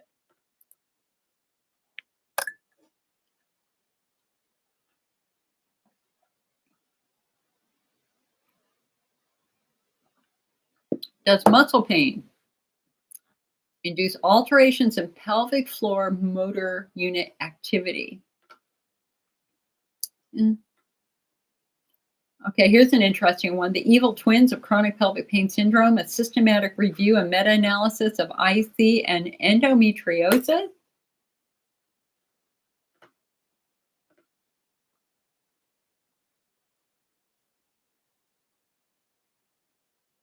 The meta-analysis showed the coexistence of endo and IC ranged from 15% to 78%, which is higher than the prevalence of IC in the general population. So basically, they say if you've got somebody with IC, check to see if they have endo. And if they do, we might want to treat the endo. If they don't, then we've got to look for other reasons why you might be having bladder issues, like tight pelvic floor muscles. Oh, here's something interesting. The efficacy of microradiofrequency for treating non-Hunner's lesion IC. I've heard about this. This is from China. 40 female patients were enrolled in this retrospective study. They each received intravesical microradiofrequency therapy. I don't know how they did that. That means they stuck something electric through a catheter into their bladder. Yikes. The primary evaluation index, was just symptom surveys. All 40 patients completed treatment. The success rate for the micro group was 70%, 14 out of 20, which was slightly higher than the hydrodistension group. All right. So they compared this radiofrequency with hydrodistension. Our study showed that short-term overall efficacy of microtherapy was better than hydrodistension, particularly in managing pain.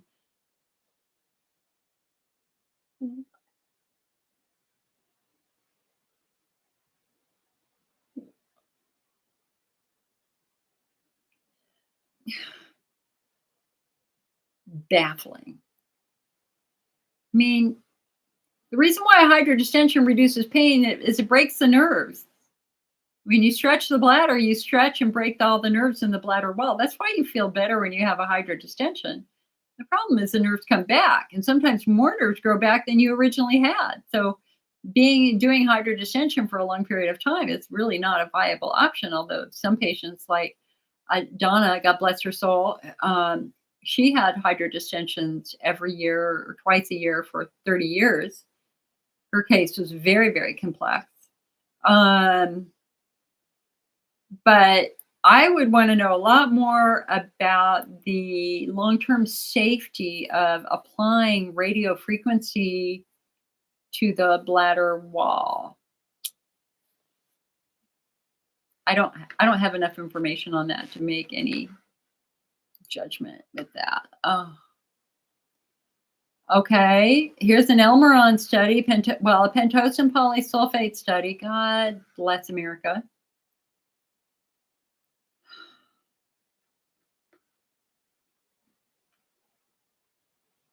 Pentosan polysulfate maculopathy is recently described condition of the macular toxicity caused by the use of medication, the only FDA-approved medication for IC, Elmeron. We report prevalence, clinical characteristics, and multimodal imaging of pentosan maculopathy based on a final prospective analysis of 154 subjects and highlight the association with inflammatory bowel disease.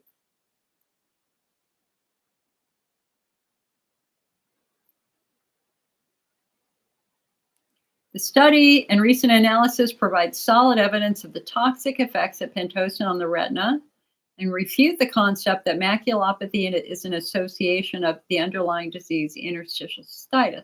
That's what critics of this want to try to create a legal foundation to refute all the lawsuits about this. Certain people suggested, maybe IC patients are more prone to maculopathy. And they were able to discount that immediately just with basic data. Moreover, this study and others raise a major concern that pentosan may be toxic to the bowel. Vigilant surveillance of patients receiving this potentially harmful drug is critical.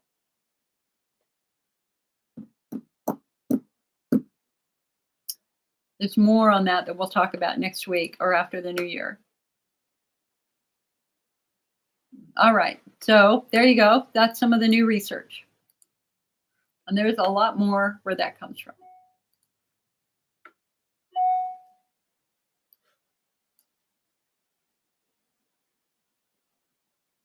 So you guys, when I'm looking here, I'm looking at Facebook. When I'm looking over here, I'm looking at the YouTube chat.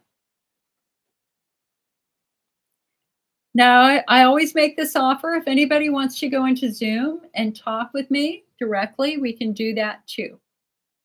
Okay? But I think you guys are moving on. I mean, we've been live for an hour and a half. Longer than I thought it would be, given that it's a Sunday before Christmas. I'm here as long as you have questions. Hold on. Let me see if there's anything else that I could share before this.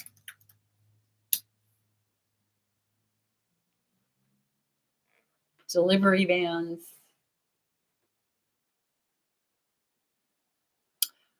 So we do have another study showing an antiviral medication, interferon, may help some patients. That's quite interesting because, of course, we have now made the connection between viruses and Hunner's lesions. So researchers in China have discovered a new treatment for IC patients, the use of intravesical interferon. Interferons are a class of antiviral drugs typically used for serious viruses. Administering them directly into the bladders of IC patients through bladder installations seems to be helping some patients. For a few years now, researchers have speculated viruses could be a root cause of IC for some patients, specifically Hunner's lesions. While no definitive conclusion has been reached, exploring antiviral treatments as options for patients is a logical step. And the typical viruses that they're associating are going to be polyoma BK, polyoma JC, and Epstein-Barr. And we're just getting more and more reports of patients who I worked with 2 last week, and one of them was a young girl, an 18-year-old, who had mono 4 months ago and now has all the symptoms of IC. They looked in her bladder looked pretty healthy, but she didn't know the correlation between mono and what that can do to the bladder. And so hopefully, lactoferrin and other antivirals might prevent the development of Hunner's lesions from that Epstein-Barr infection. That was very interesting. So anyway, in this study, they had 52 patients with a mean age of 50. They compared interferon with just a basic bladder wall coating. And during the 1 and 3 month patient assessments, neither group showed a statistical difference in their pain scores. But at the 6 month assessment, both groups showed significant difference where 77% of the patients receiving interferon had a significant improvement in their symptoms. And I think that again shows us that, listen, the bladder is the slowest healing organ in the body. Nothing happens overnight. Nothing really happens in a month. It takes time for damage to the bladder to heal. It takes time for infections to resolve. And viral infections specifically are very, very complex because viruses hide. Viruses basically live on nerves. They're like, I have a herpes outbreak right now. I've got makeup on top of it. That virus is always there. And when I'm under stress, it pops up. And I didn't feel well this week, so it popped up.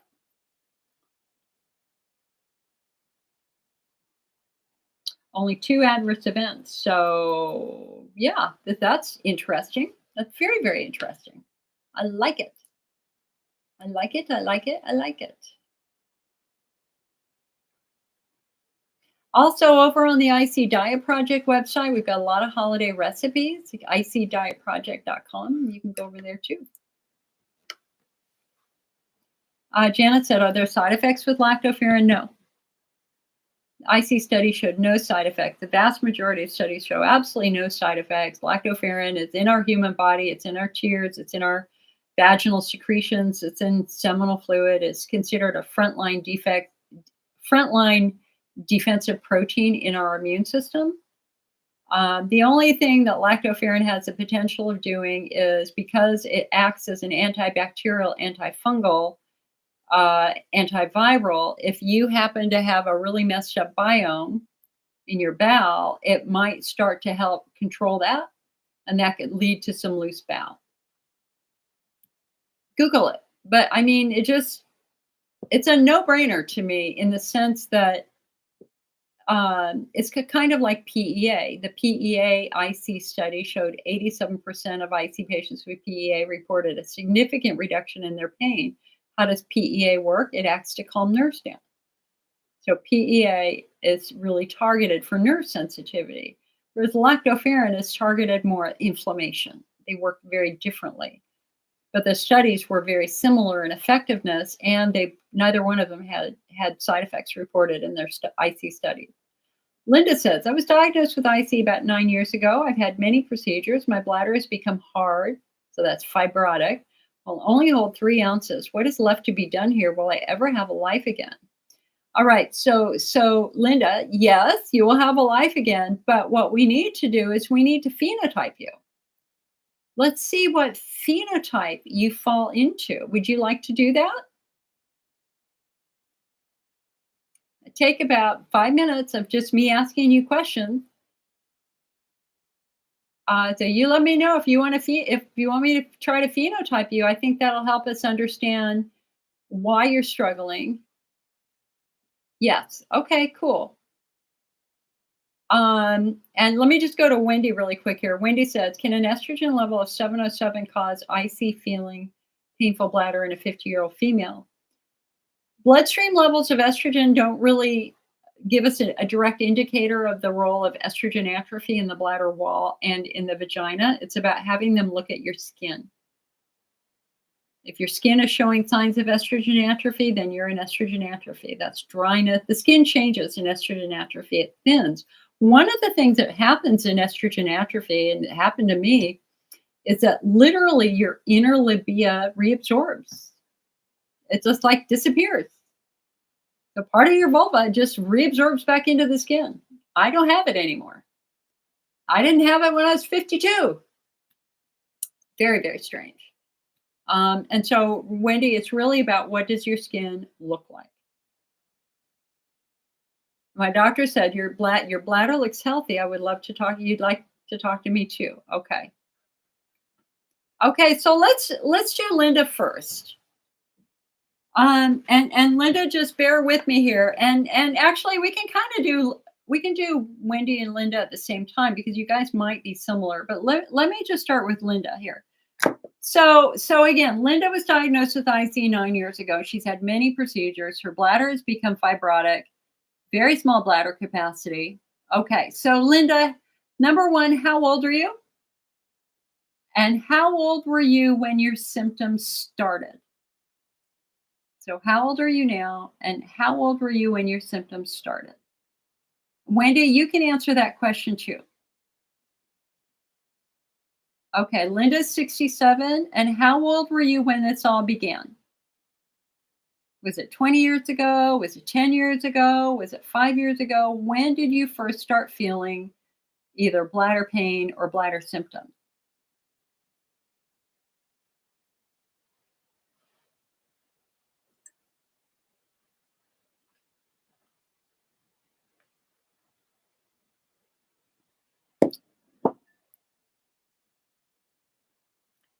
Gwen, I'm working on a new diet list right now, actually, but I hadn't planned on doing the ingredients like that.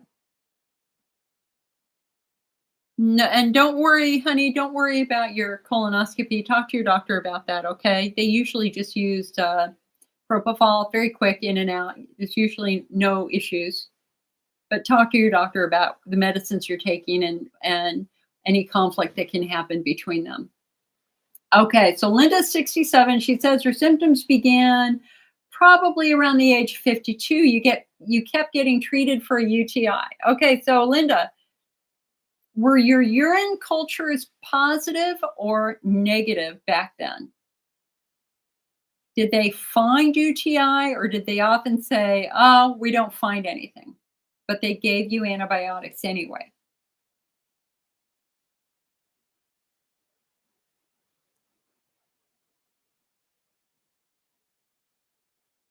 And to make this easier, we can go to Zoom. We can go into Zoom, but then people would hear your voice and you would have to decide if you would want to have your voice heard or not. So, what did they find when they did your urine cultures 15 years ago? Did they find bacteria consistently like E. coli, or did they often say, we don't see anything? You never had a UTI. Okay, so this is important.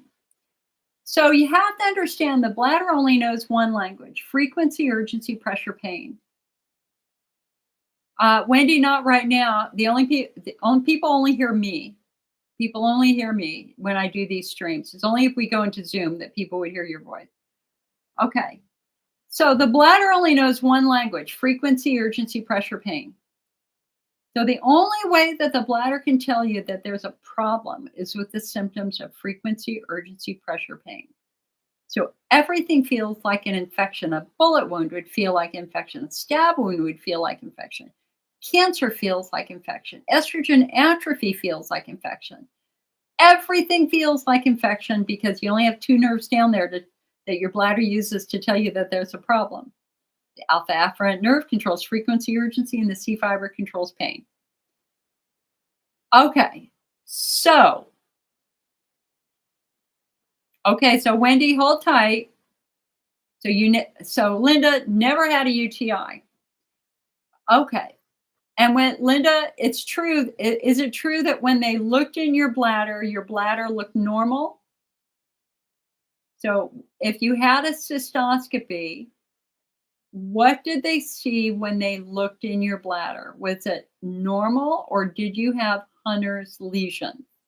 or redness? What did they see when they looked in your bladder?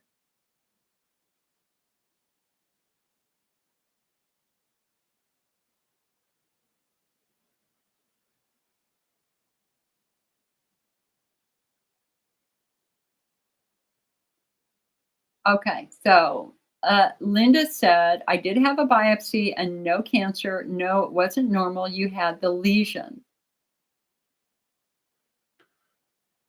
Nicole says, how come my screen is minimized? My screen is not minimized.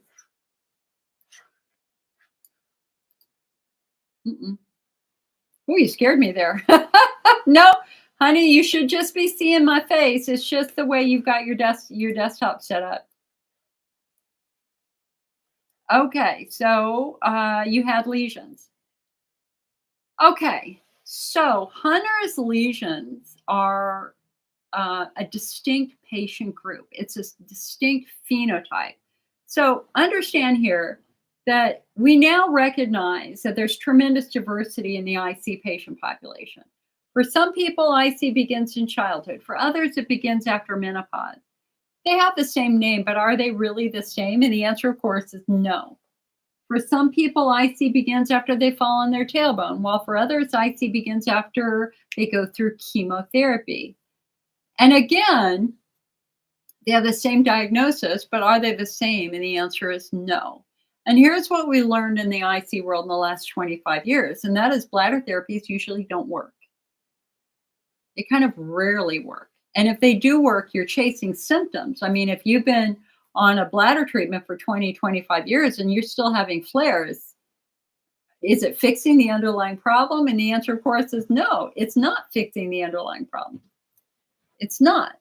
And so today we do something called phenotyping. We do that because we want to try to identify the underlying cause. Our goal is not to chase the symptoms of IC for 20 years. Our goal is to try to find the underlying cause and treat the underlying cause so the damn thing goes away. So that there is a real, genuine chance of tissue healing and tissue growth and repair and healing. Okay. So all the top researchers in the world now agree that there are distinct patient groups. I use a system proposed by Dr. Christopher Payne 7-8 years ago. I've used it daily, and it has helped tremendously. And he focuses on 5 distinct groups.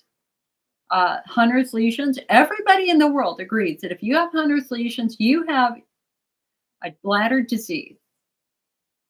And we now have a very strong idea, very strong evidence that shows what's happening in a lesion. And I'll come back to that. Our second phenotype is bladder wall driven. We're going to go to chemical injury to the bladder, estrogen atrophy. Our third phenotype is pelvic floor dysfunction. Our fourth phenotype is pudendal neuralgia. And our fifth phenotype is widespread pain. So, using this system, you have already confirmed where we go. And that is you were found to have Hunter's lesion. So Hunter's lesions have always been a mystery. What causes Hunter's lesions? You have 2 predominant theories. Theory number 1, supported by research, multiple research studies, including our own National Institutes of Health, is that lesions are being caused by a virus, that it's a viral infection of the bladder wall. Nicole, nothing has changed, hon. Nothing has changed. I think your Facebook is being weird. I'm not using a different camera or anything. Okay, so getting back to lesions. Viruses. So when you think about a bladder infection, you're thinking bacteria like E. coli. Stop doing that. Because we have now found active viral infections in patients with Hunter's lesion. And when you biopsy a lesion, you find profound inflammation. What is inflammation? It's your body at war with something. White blood cells swarm the area to kill the invader. And now we know what the invader could be. the polyoma BK, polyoma JC viruses, or the Epstein-Barr virus. So polyoma viruses are viruses that we all have. They're all a normal part of our biome, but they get turned on in patients who are immune compromised. And so, as an example, if you were on immune suppression, that's my cell phone playing Greta Van Fleet. Here, hold on. I like the band Greta Van Fleet, a rock band. Okay, back to viruses. Back to viruses. So the polyoma virus is a virus we all have. It's a normal part of the human biome. It gets turned on in patients who are immune compromised. So if you had, for example, had a kidney transplant, you were on immune suppression drugs, the virus could turn on, and it could turn on in the bladder, and it could cause lesions on the bladder wall. Back when the AIDS crisis was so big and people had HIV and AIDS, they often had what we call hemorrhagic cystitis. They had bleeding, bloody wounds in their bladder wall caused by the HIV. So it was researchers in Europe who found the virus. They published multiple studies, and we were like, literally, you can go back in time and watch my videos from 5 years ago, because I've been doing it for years, where we talk about this, and we were just waiting for the Americans to say, hey, what do you think about the whole virus thing? This is new. What do you think? And the Americans were suspiciously quiet for 5 freaking years. Well, what we didn't know is that the MAP Research Network at the National Institutes of Health had many, many samples of urine from IC patients over time. And they went back and they looked at that urine. And you know what they found? Virus in about 5% of those samples. So if you have a history of mononucleosis, now that we're asking these questions, you'd be amazed at the number of patients with Hunner's lesions who have a history of mono, Epstein-Barr.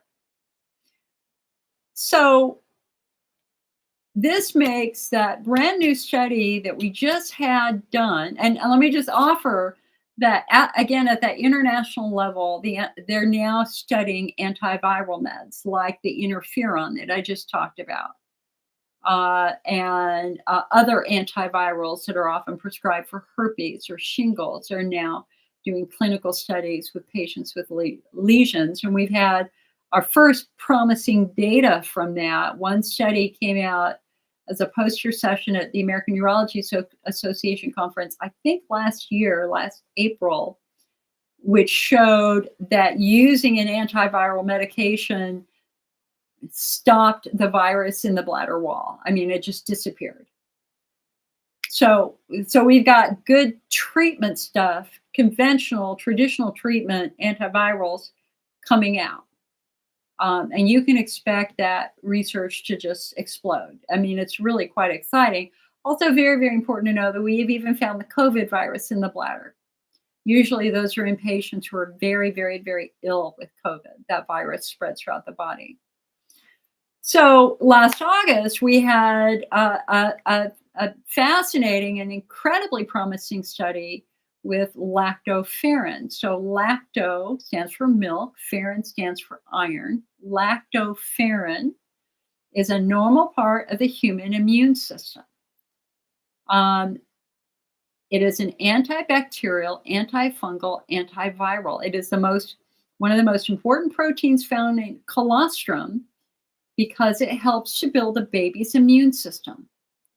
Well, so we absolutely know the critical importance of lactoferrin in infant. But lactoferrin is also a vital part of our defense system as adults. And as we age, there are times when lactoferrin levels begin to drop. And I don't ask me why. I can't explain why. This is all new research, and I was recovering from major surgery when this came out. So I've done a lot of reading, but not a massive amount of reading on this. So we have a lot of lactoferrin research now with a variety of adult medical conditions. 2 years ago, a team in Italy proved that lactoferrin appeared to stop recurring E. coli infection. And that was really important because there are a group of women who get infection. They legitimately get infections over and over and over again. I mean, their cultures are positive for bacteria over and over and over again. And that's because they're in estrogen atrophy and their skin is not healthy and the bacteria can reach the whole thing. So they found that if you boosted that patient's immune system with lactoferrin, you basically increase the body's ability to fight off the infection. And that's important because we have patients who are struggling. And then their next study was on interstitial cystitis. And what made that study really, really exceptional is they didn't just look at symptoms, they did blood tests of inflammatory markers before and after treatment, and they looked at bladders before and after treatment. 31 patients in the study.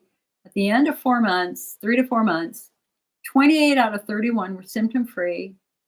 Their inflammatory markers were dramatically reduced.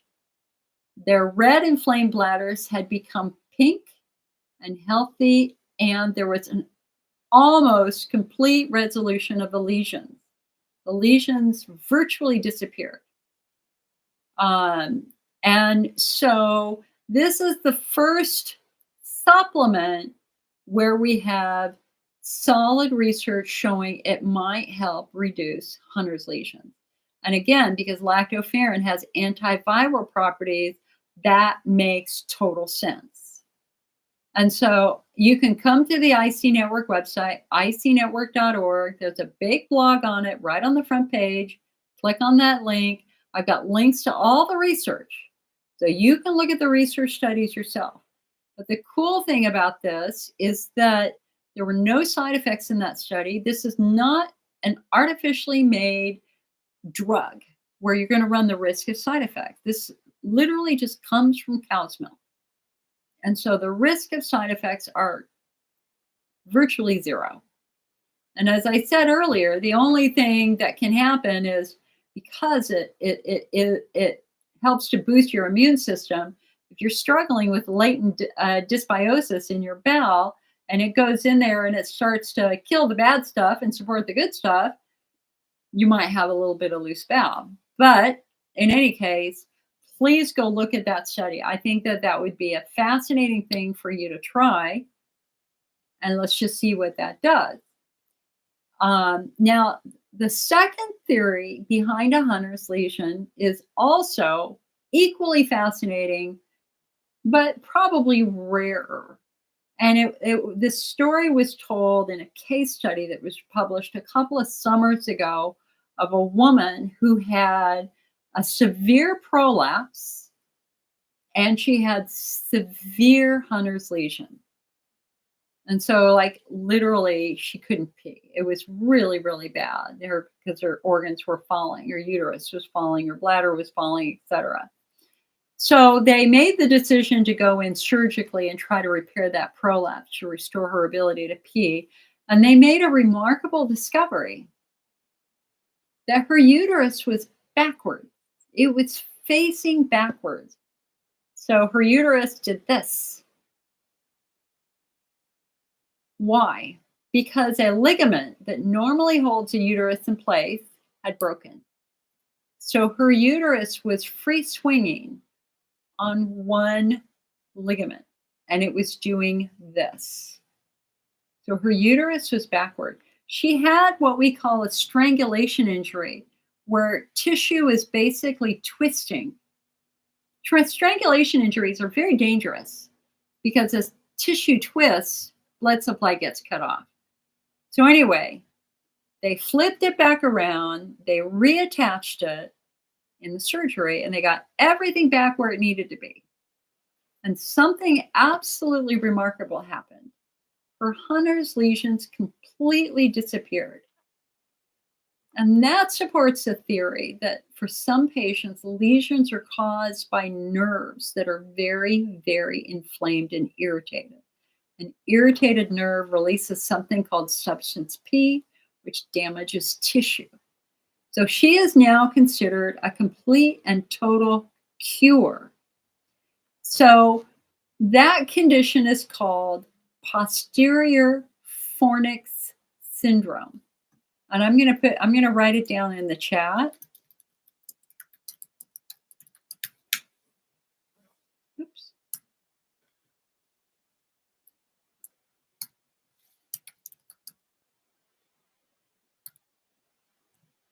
No, it keeps adding a link to my. Stop it! I don't want you to add that link to it.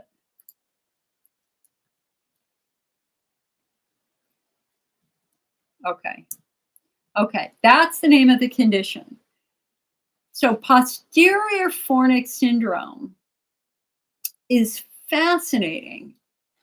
And I actually have a blog. Here, hold on, because I highlighted this case study on our website. So let me grab this blog for you too and give you that link so that you can read it. Hunter's lesion patient unexpectedly cured with a ligament repair. And again, this is a published case study.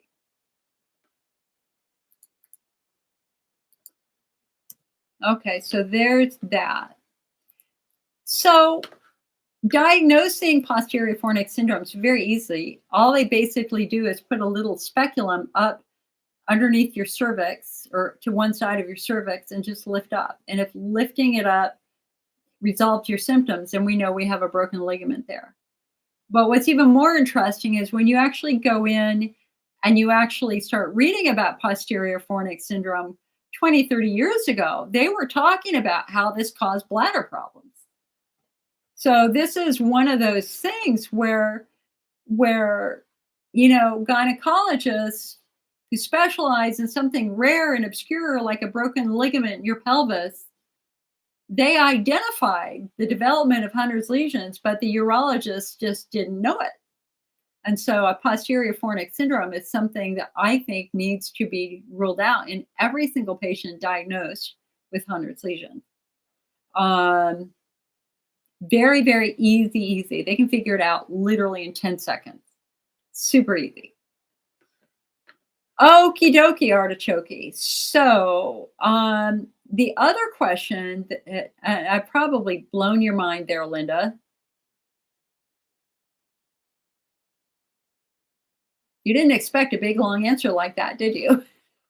All this information is over on our website, icnetwork.org. I also have a website, hunterslesions.org or huntersulcer.org that you can go to. You had a full hysterectomy 30 years ago. Okay. So, but there's still the concept of a surgical injury potentially. But the more important question is, have you been exposed to the Epstein-Barr virus? And the lactoferrin would be a fascinating thing. I think that would be worth you trying. Now, in our AUA guidelines, what our national guidelines say, if you are truly non-responsive to treatment, and again, the lactoferrin, no brainer, because if none of the other treatments work, then that's when they're going to start talking about surgery. It's the best candidates for surgery are patients who have Hunter's lesions that have not resolved and or bladders that are small and fibrotic. So if you want to talk about that, feel free to call me. We can have a personal discussion about that. But right now, there's no reason for you not to carry some hope. I mean, at a minimum, I think the lactoferrin would be worth considering.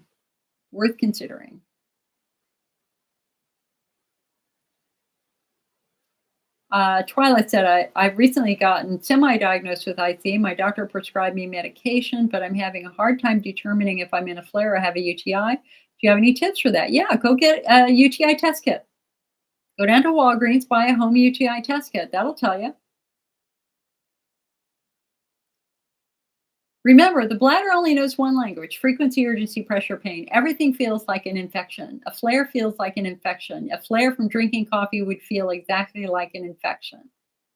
Most of us Most of us have had so many urine tests because we absolutely believe it's an infection, only for those tests to come back negative. And so if you think you have infection, the easy way to rule it in or out is with a home UTI test kit. And I think I have one. Here, hold on. Let's see here.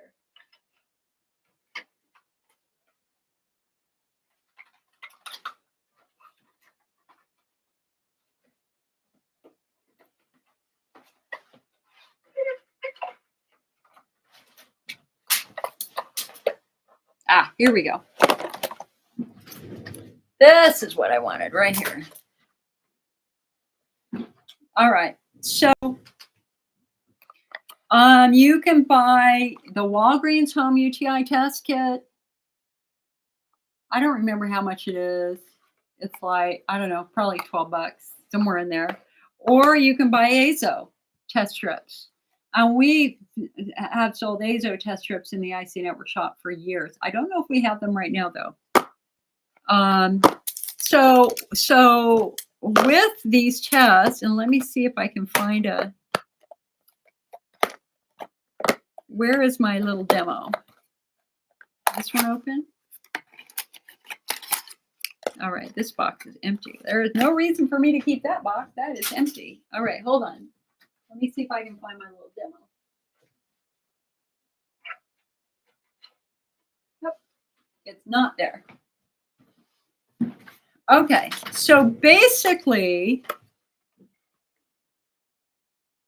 you're going to get in each package is a little white dipstick. You can see it right here, like this long. You pee on the dipstick, put it on your counter, and let it sit for a couple minutes. And we want to look at the results. And so here is an example of the results.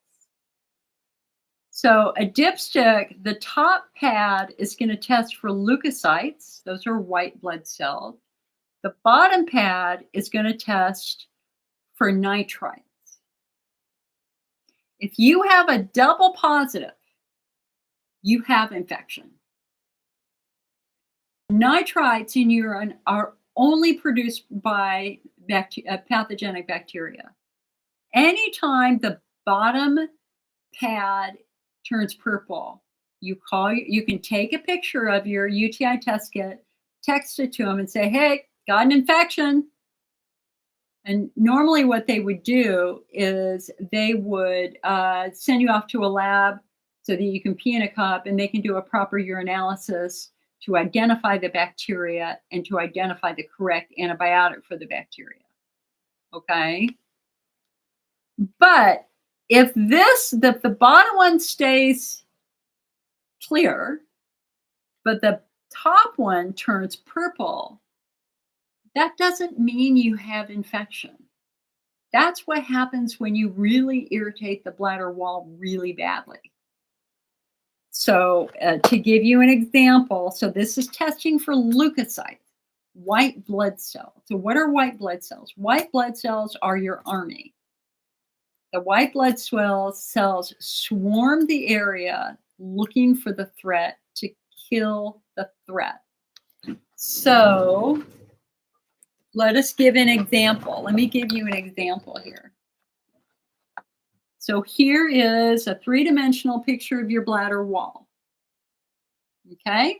So we've got nerves and blood vessels. Here we have the urothelium. These are the most important. This is your skin inside your bladder wall. And here is your mucus. The mucus protects the skin. Unfortunately, mucus production is estrogen dependent. So when you're young and have a lot of estrogen, you got a lot of mucus. It's going to be really hard for bacteria to infect you. If you're on birth control, if you're on Lupron, if you've lost your ovaries, or you're just perimenopausal or menopausal, guess what? You don't have the estrogen anymore. So now your bladder wall is more vulnerable. So let's say you drink a cup of green tea. which is very, very acidic, or you have some wine, very, very acidic and irritating.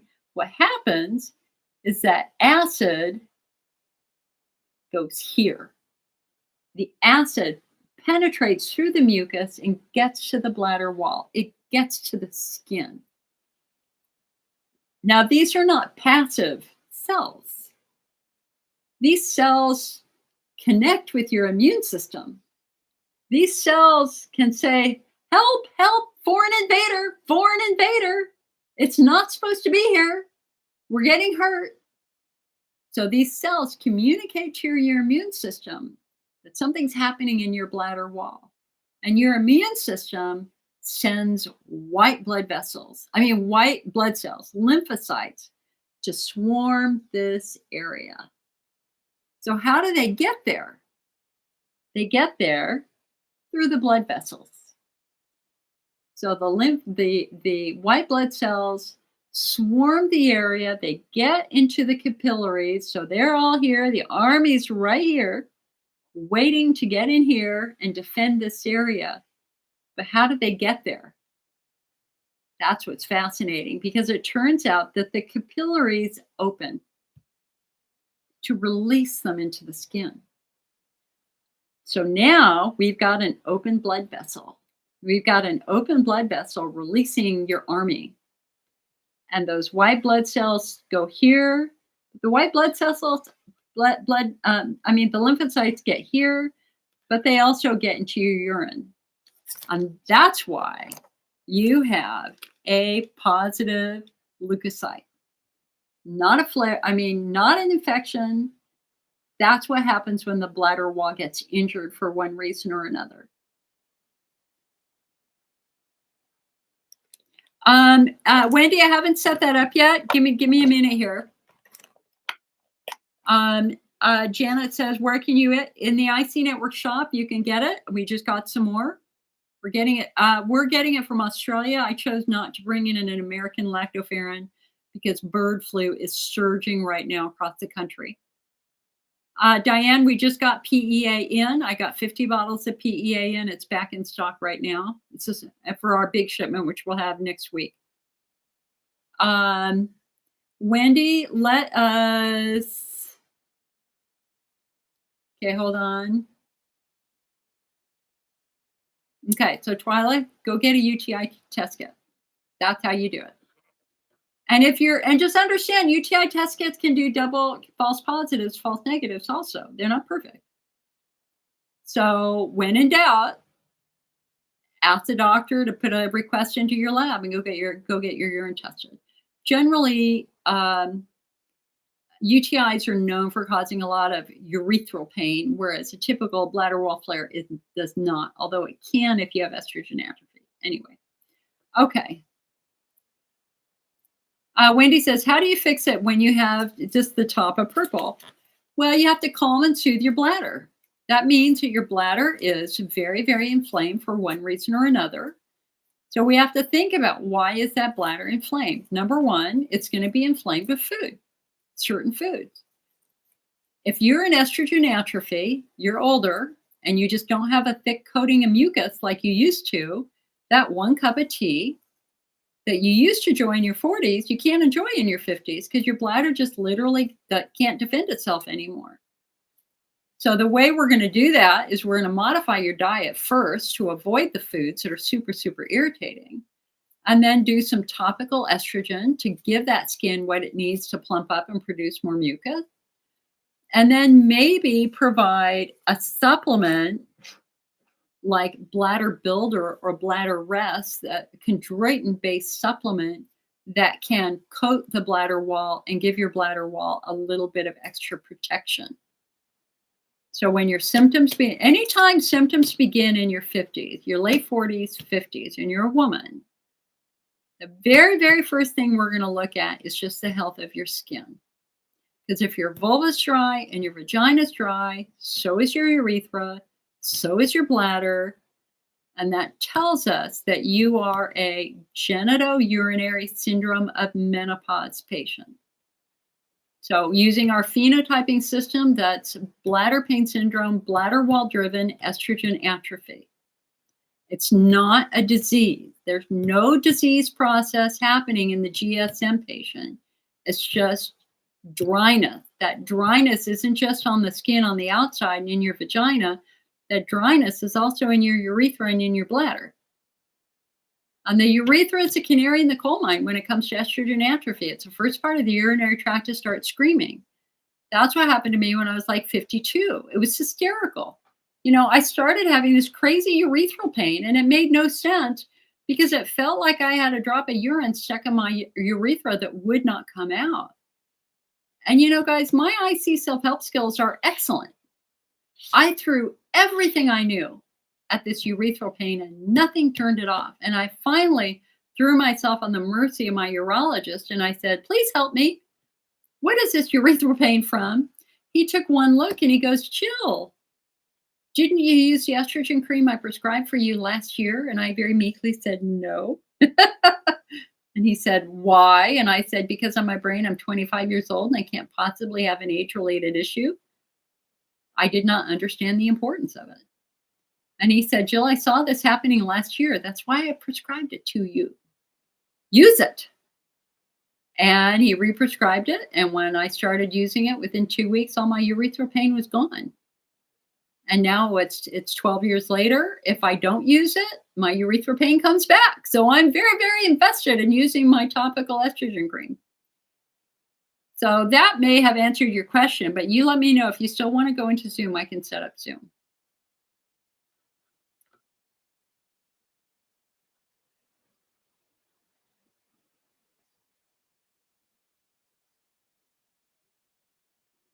Larry said, I've lived with IC for 55 years. And Larry, I'm sorry I missed this earlier. I hope that you're still here. Just please know that my specialty is actually working with men because my first support group was filled with men with IC. And so even though I'm talking about a lot of female stuff, believe me, men get pelvic pain too. What's so interesting is that the vast majority of men diagnosed with IC actually have a pelvic floor injury.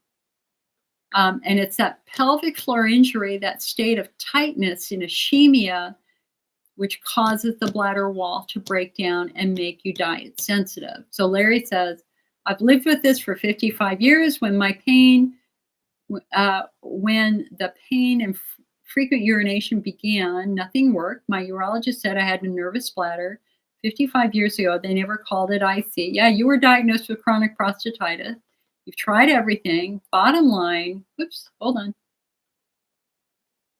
Stay away from high acid foods, coffee and alcohol, best for me. Okay. Flares may come and the urologist may give me heparin instillation, which calms my bladder down only temporarily. This is my story. In short, any new treatments? Yeah, honey, you need to have a pelvic floor assessment. Because I'm telling you right now, 90 to 95% of the guys who have all these symptoms, it goes back to an old pelvic injury. I currently, right now, sitting on the American Urology Association Guidelines Committee for male pelvic pain. Like we're publishing new guide. We just got the final draft that I've got to review by like January 10th. 2 years worth of work, putting these guidelines together to help local urologists diagnose men correctly. Pelvic floor injury is the most common denominator in men struggling with bladder and pelvic pain. And so if we could go back in time to when you, like, it looks like you have a picture, your profile picture is a football player. Gotta tell you, the number two sport associated with pelvic floor injury is football. The number one sport associated with pelvic injury is by riding bicycles or motorcycles. So have you had a pelvic floor assessment? I would really want to know that.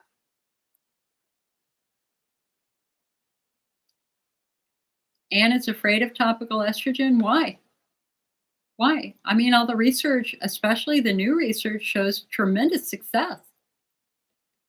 Okay, and Wendy wants to go into Zoom. Larry, I hope you're still here, honey. Oh, there's my neighbor putting up Christmas lights. Aw, I love Christmas lights. Okay, let me just set up this Zoom real quick. So if anybody wants to come into Zoom, just please know that because I have YouTube open and Facebook open, they're going to hear your voice. They're not going to see you, but they're going to hear you. And unless you want privacy, you just have to let me know ahead of time if you want privacy, because we'll wait until after the meeting to talk. Um, so here, hold on a sec. That is set up. I'm going to.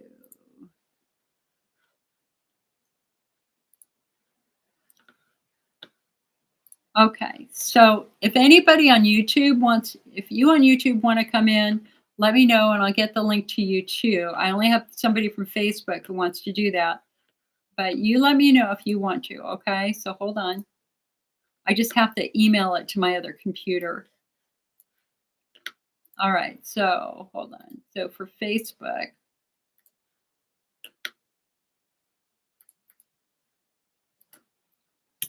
there you go. There's your Zoom link. All right, over on YouTube, Jeannie says, I'm waiting for my order of lactoferrin. I also talked with my urologist. We decided I would not do the suprapubic catheter now. I'm going to get a bladder hydrodistension first. Interesting. I got that mixed up with the looky-loose cystoscopy done in the office. So the bladder distension will show how my bladder is doing and if there are still any lesions. Because I'm not in pain when filling with urine, as we talked about last week. Right. Good. Anne says, for elderly UTI, my body aches 5 days before urine turns cloudy, and then I can go to the doctor for a script. When will UTI strips be positive? I think as soon as there's enough bacteria in there to produce enough of the nitrite. I don't know. I haven't looked at that research, to be honest. Here, guys, I got to change my cushion. Hold on a sec. Let me go. I need to go get another chair cushion. Because hello, pelvic floor dysfunction. Oh, here it is, right here. I'm going to switch. I am now switching to the waffle cushion.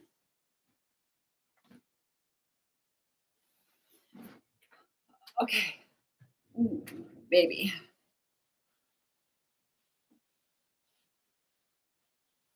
And you guys, I'm not being a perv here. I had surgery and my incisions constantly annoy me. And so the only way to make it better is to rub them. So that's what I'm doing. It gets worse the longer I sit.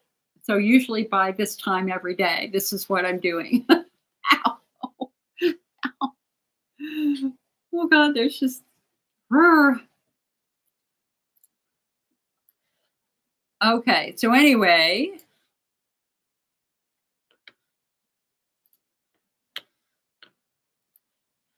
If you want to come in, when Wendy, click on that link. Did I not put it in there?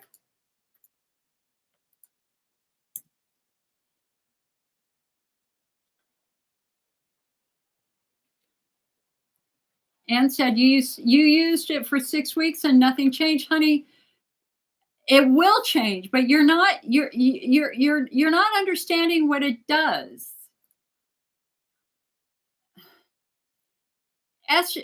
Estrogen improves your skin health.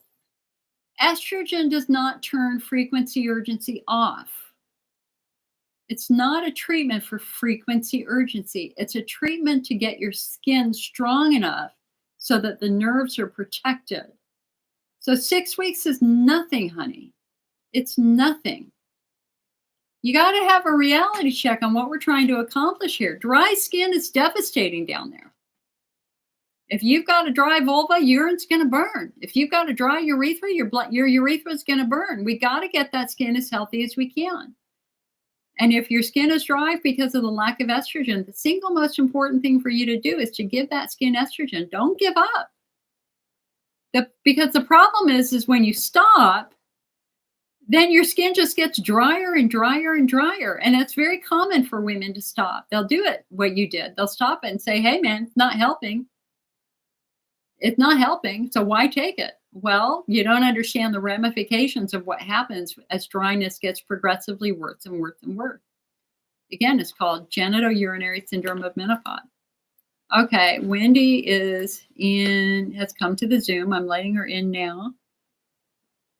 Janelle says, does it take longer than 2 weeks for an older lady to see results from using estradiol? What are your beliefs in Dan Buglio and Alan Gordon thinking IC is mind body? I think I almost said the bad word. I think they're messed up. How dare anybody suggest to a patient with Hunter's lesion, a viral infection, that IC is mind body? Well, screw them. Screw them.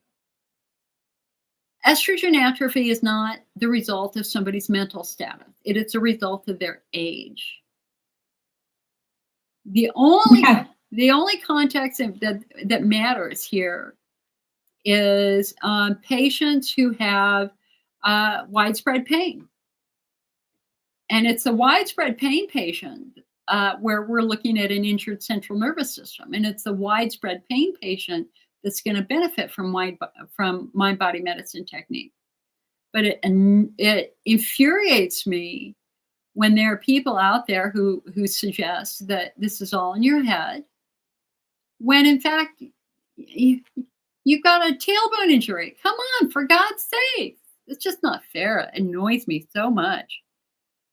And how long does it take for estradiol? I don't know.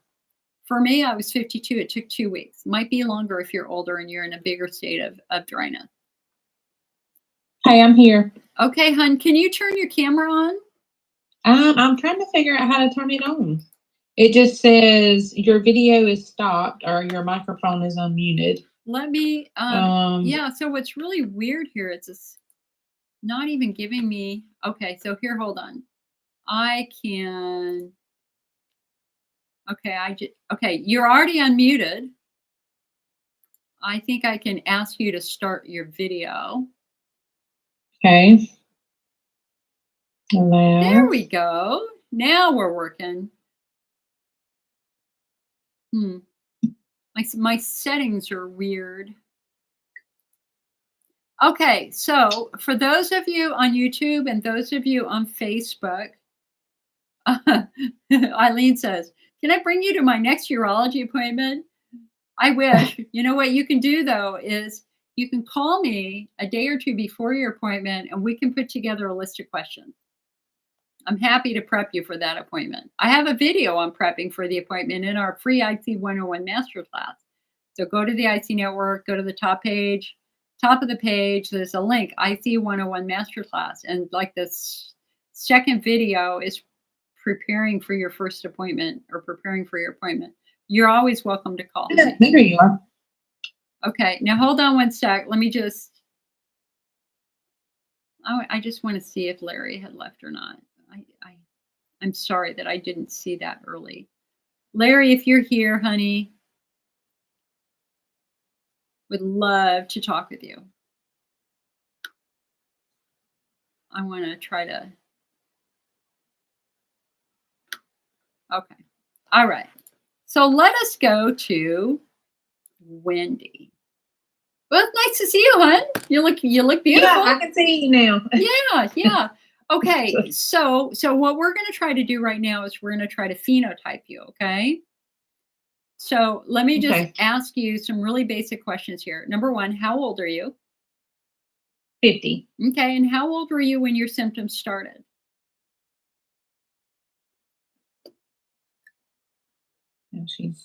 You're kind of stuck right now. That's okay. If we can hear each other, that's fine. Because now I can hear you. This is stressing my router because we've got two separate lives. We got one going to Zoom and one going to Facebook. So it's going to stop. So don't worry about stopping and starting with the video. We're just focused on the audio. But it's okay. Let's just go through it. So how old were you when this all began?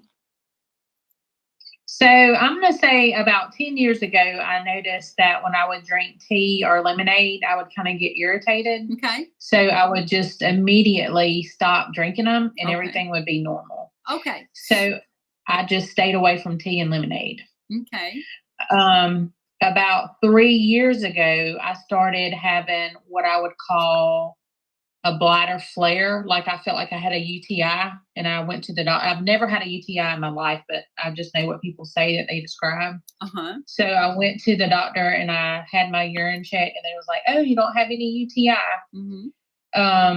So that doctor said, but we still need to look in your, bladder just to make sure nothing's wrong. To back just a little bit up, probably for about 7 years, every time I would go and get a yearly exam, I noticed that my doctor would always say, "Oh, you have a trace of blood in your urine." And I would always go, "Well, why do I have that for?" And they'd go, "I don't know. You've always had it. Me too. Some people just have a trace of blood in their urine." I do. So I never thought anything about it, Yeah. So 3 years ago, I had a really bad where I thought was a UTI, but it wasn't. So the urologist that I was using at the time said, "Oh, we just need to look into your bladder just to make sure things are okay." So he did, and that was in 2021. And he came back and said that I had a urethra stenosis. Okay. So you had a narrowing of the urethra. Yes, and he dilated my urethra up, and he also at that time did a bladder wash. And he said that the bladder was mildly tuberculated. Trabeculated. Trabeculated? Yeah, trabeculated. But other than that, it was unremarkable. So he said basically that my urethra needed to be dilated up, and I had a little bit of scar tissue that he kind of took out. So I was 100% better for 2 years. Okay. No symptoms of anything. I was 100% better. Okay.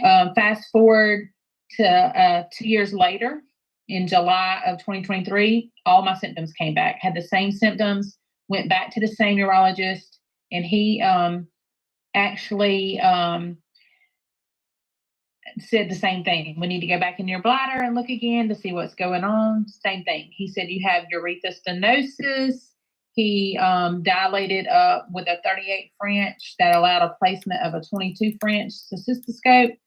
Again, he said my bladder looked clean. There was no stones, tumors, or other lesions noted. Again, I was well for a year. Perfectly fine. Okay. Fast forward to June of 2024, which was about 9 months later. Okay. Or 11 months later, actually.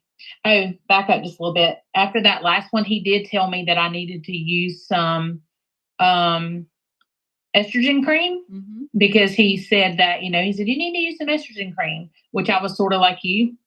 I used it for like a week and then just did not use it anymore because I was like, I don't know why he really wants me to use this estrogen cream. Big mistake. Big mistake. I know. Honestly, I was kind of scared of it because I've had 2 sisters that's had breast cancer. So it just kind of scared me because everybody had always said, don't use anything with hormones in it. But I recently talked to a radiologist friend of mine, and she was like, look, it's estrogen cream. It's not really going to penetrate anywhere else. Really, it's not going to spread into your body. It's just mildly in that. It just stays in that area, which made me feel better. Yeah. So fast forward to June 20th of 2024. So he goes in again, does the same thing, says I have urethra stenosis, but this time instead of my symptoms going away in May, they were 10 times worse. So bladder flaring, like feel like I have to go pee every 5 minutes. Wait. Were they? Okay. Are you saying that they got exponentially worse after he did another dilation or before? Afterwards? After. Yep. Okay. So I had drank just a little bit. In May, we had visited Disney World, and I had drank, a little bitty, like a shot glass of sake. I had never had it before. My brother was like, oh, let's just have this little drink right here. And I knew in my heart that I probably shouldn't do it. But I did. And immediately, like 2 days later, I just started feeling like I had a UTI. And so I was like, oh my gosh, like these bladder flares that this doctor usually gets rid of is back. So I went back to him and he basically said the same thing. He was like, hey, I feel like you probably have the same thing going on. So let's go in and look at your bladder. It probably just your urethra needs to be stretched again. But when he did it this time, it 10 times like made it worse. Did it bleed? Did you have bleeding afterwards? If I did, it was just slightly. Okay. So, But it was okay. So hold tight for a moment, because I've also had urethral dilation. I also was diagnosed with urethral stenosis, or what we call a urethral stricture, actually in 7th grade. And I had wow. dozens of urethral dilations while I was in junior high. My urethra was always narrow. Well, the fundamental question is why? What has happened to the urethra to make it go this way? Well, and of course they didn't ask that back then. They just they just stretched it open, and with anybody out there who's never had a dilation, I'm telling you right now, it's awful. It's awful, especially peeing the first time after you have a dilation. Oh, holy hell, you literally sit on the toilet and you bite your lip and you just let it fly because your urethra's screaming. Because when you stretch that tissue, it gets very, very tender. What they didn't ask for me back then, and they didn't ask for you, is why is it narrow in the first place? And the answer is usually the pelvic floor. So think about your pelvic floor. Your pelvic floor goes left, right, front, back, low to high. Your pelvic floor is basically kind of like a woven basket of muscle that holds everything in place. And this is skeletal muscle. This is muscle that helps you move your body. This is muscle that helps you open and close your legs and move. Okay? So what makes the pelvic floor muscles very different is that they're the only skeletal muscles in the human body that control major bodily functions because they have 3 holes in them. There's a hole for the urethra, there's a hole for the vagina, and there's a hole for the rectum. Okay? So these are levator ani muscles. And here we have a hole for the urethra. Here we have a hole for the vagina. And here we have the hole for the rectum. And this is the perineum, right? So when these muscles are tight, what do? They squeeze the holes closed. So one of the signs of tight pelvic floor muscles is difficulty starting your urine stream.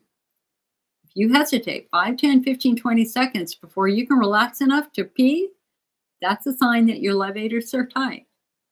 If sex is painful, penetration is painful, that's a sign that your levators are tight. If you're constipated, you're having trouble relaxing enough to release bowel, that's a sign that your muscles are tight. So why do they get tight? Trauma. I fell and broke my tailbone that year. That's why my muscles were tight. That's why I had a urethral stricture. Take us back when you were 40. Can you remember any falls? Any accidents? Any surgeries? Anything that might have traumatized your pelvic floor? Oh, the screen froze. Let's see if it froze. Oh. Monster. Mm-hmm. Okay, I can hear you. Can you hear me?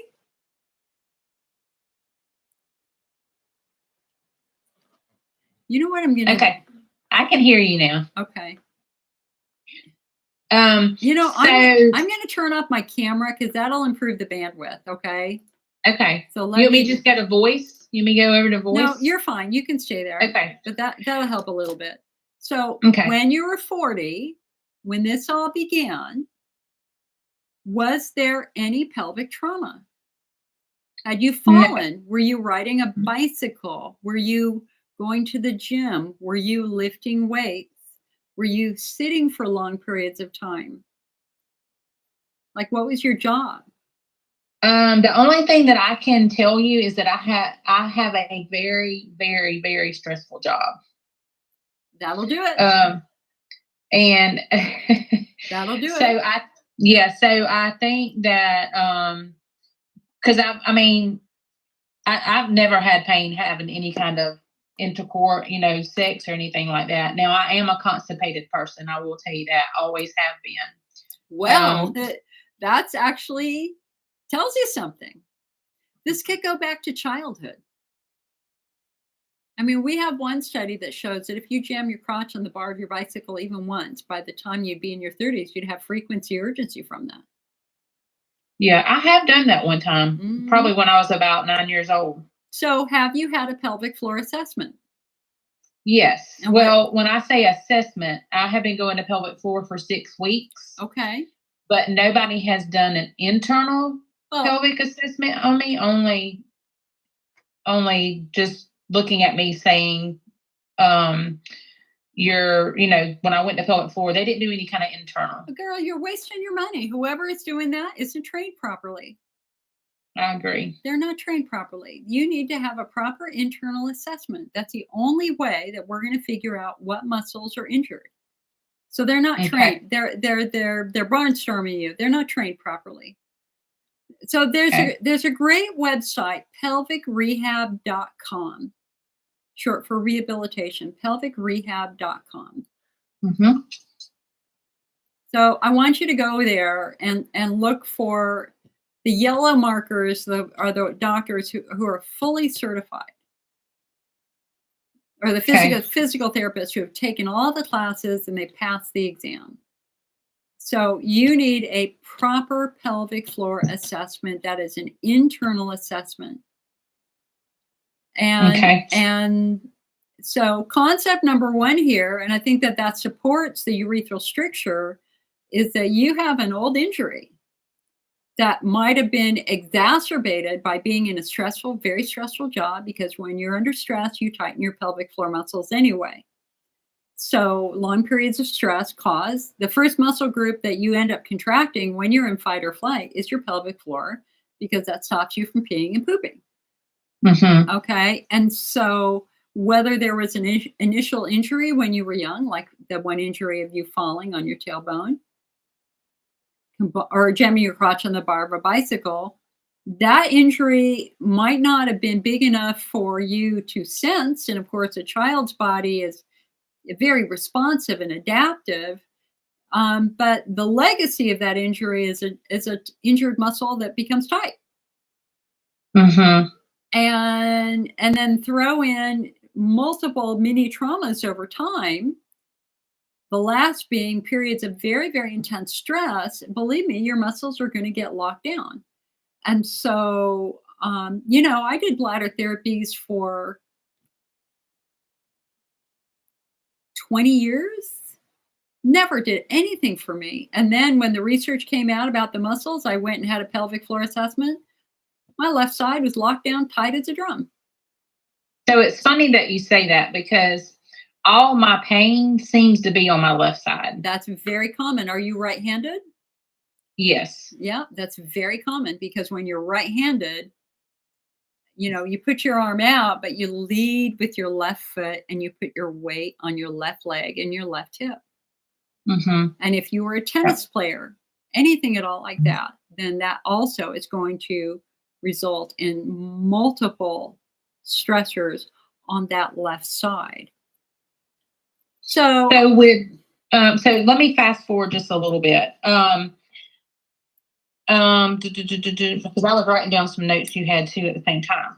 So when I went back to him to tell him that my bladder flares, this was 2 weeks after him doing it, I said, hey, my bladder flares aren't getting any better. They're worse.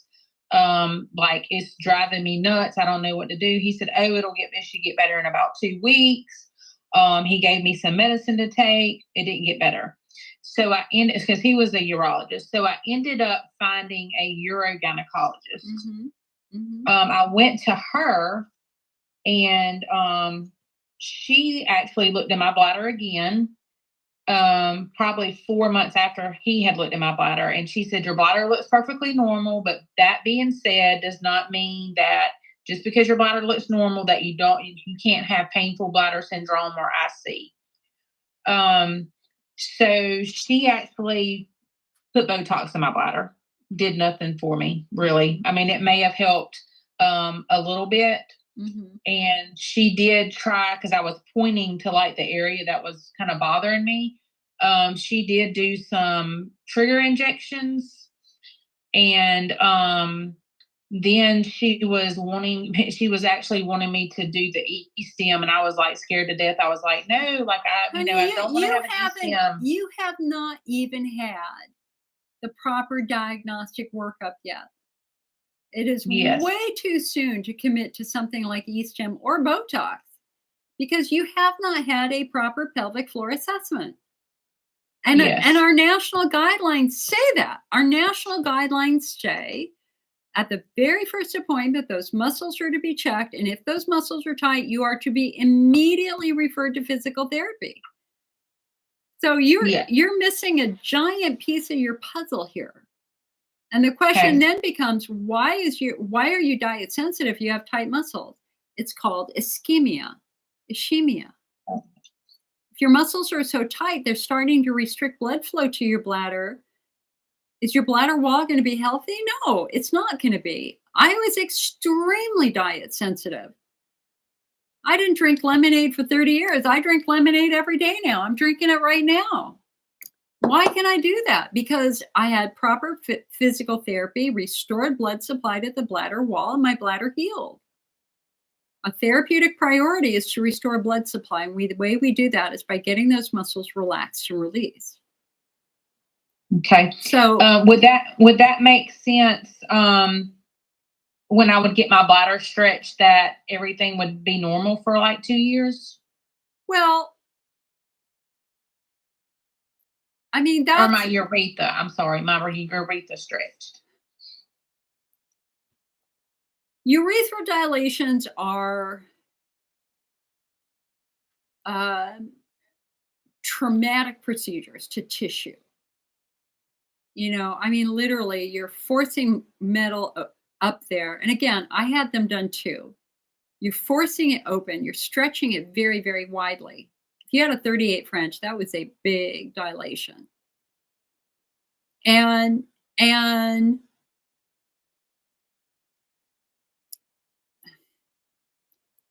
either I mean, my brain's going a couple of different ways it would explain it. I mean, I think concept number one is that it might break nerves in the urethra for a period of time because you are stretching it so widely. Concept number two is maybe there's some sort of reflex with the muscles. I honestly, I just don't know. I think urethral dilations were used millions of times in the 60s and 70s.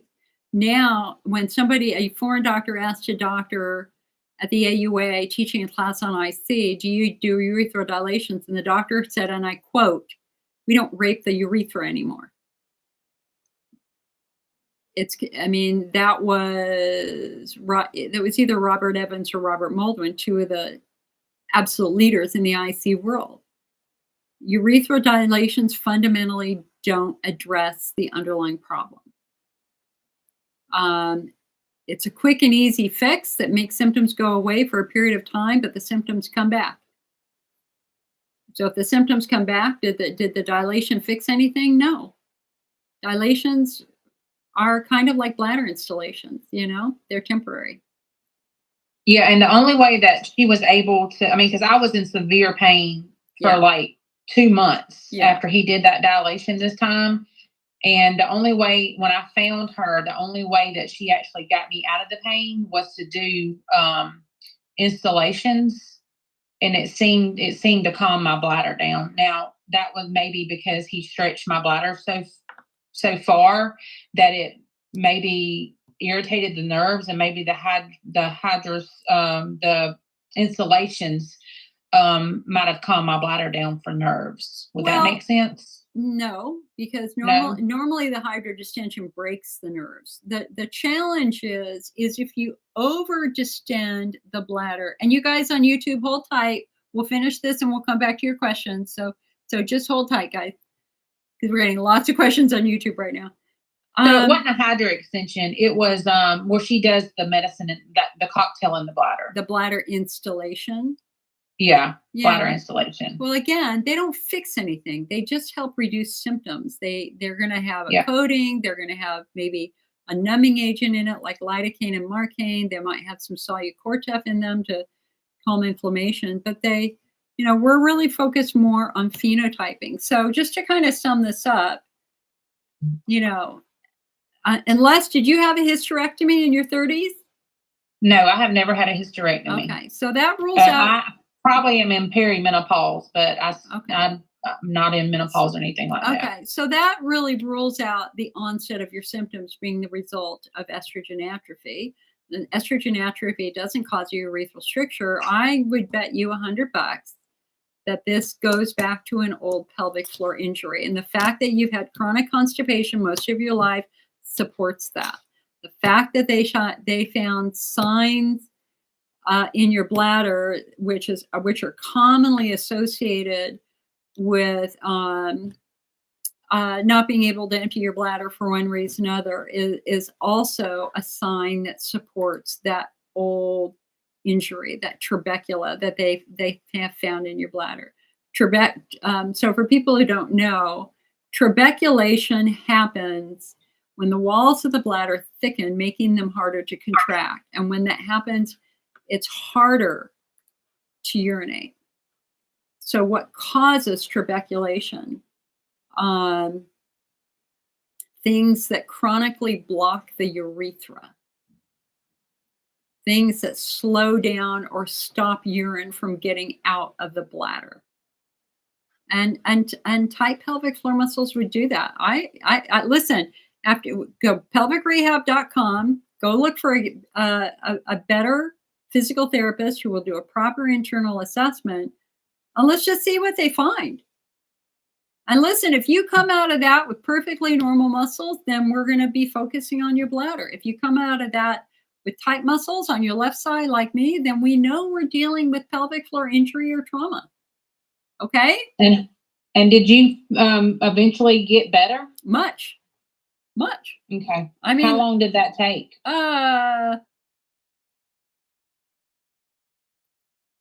I've had 3 or 4 rounds of physical therapy over the last 10 years, because I had it after I had my hysterectomy.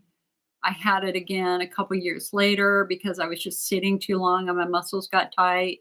And I just had another pelvic floor assessment with a new physical therapist like 2 months ago.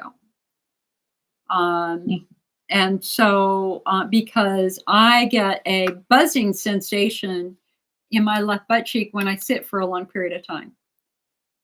It's a vibration. It's a fasciculation. The muscle starts to do this. And the reason why my muscles, last but not least, when you work with a physical therapist, the question you're always asking is, are my muscles responding to therapy, or are they always locking back down into tension? My muscles on my left side always go back into tension no matter what we do. Why? It's my SI joint.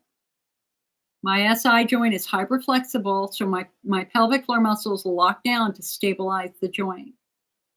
And so whenever I flare, whenever I have rectal pain, whenever I have anything like that, it's always related to my muscles getting tight, usually from me sitting too long at work or from me being stupid in some way.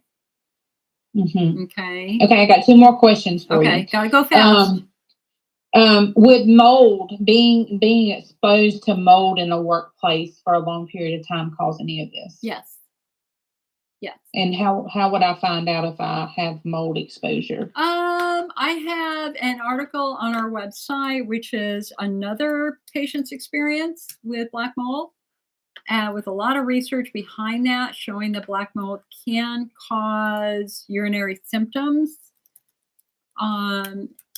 And basically, they didn't find it until they pulled up their carpet, and it turned out that the pad underneath their carpet throughout their entire house was black with mold because their water heater had a slow leak. And everybody in the home was sick. Everybody in the home was sick. And once they got out, it took a couple months. Everybody got better. Okay. And my last question is, have you ever heard of this? I'm just reading you off my CT scan.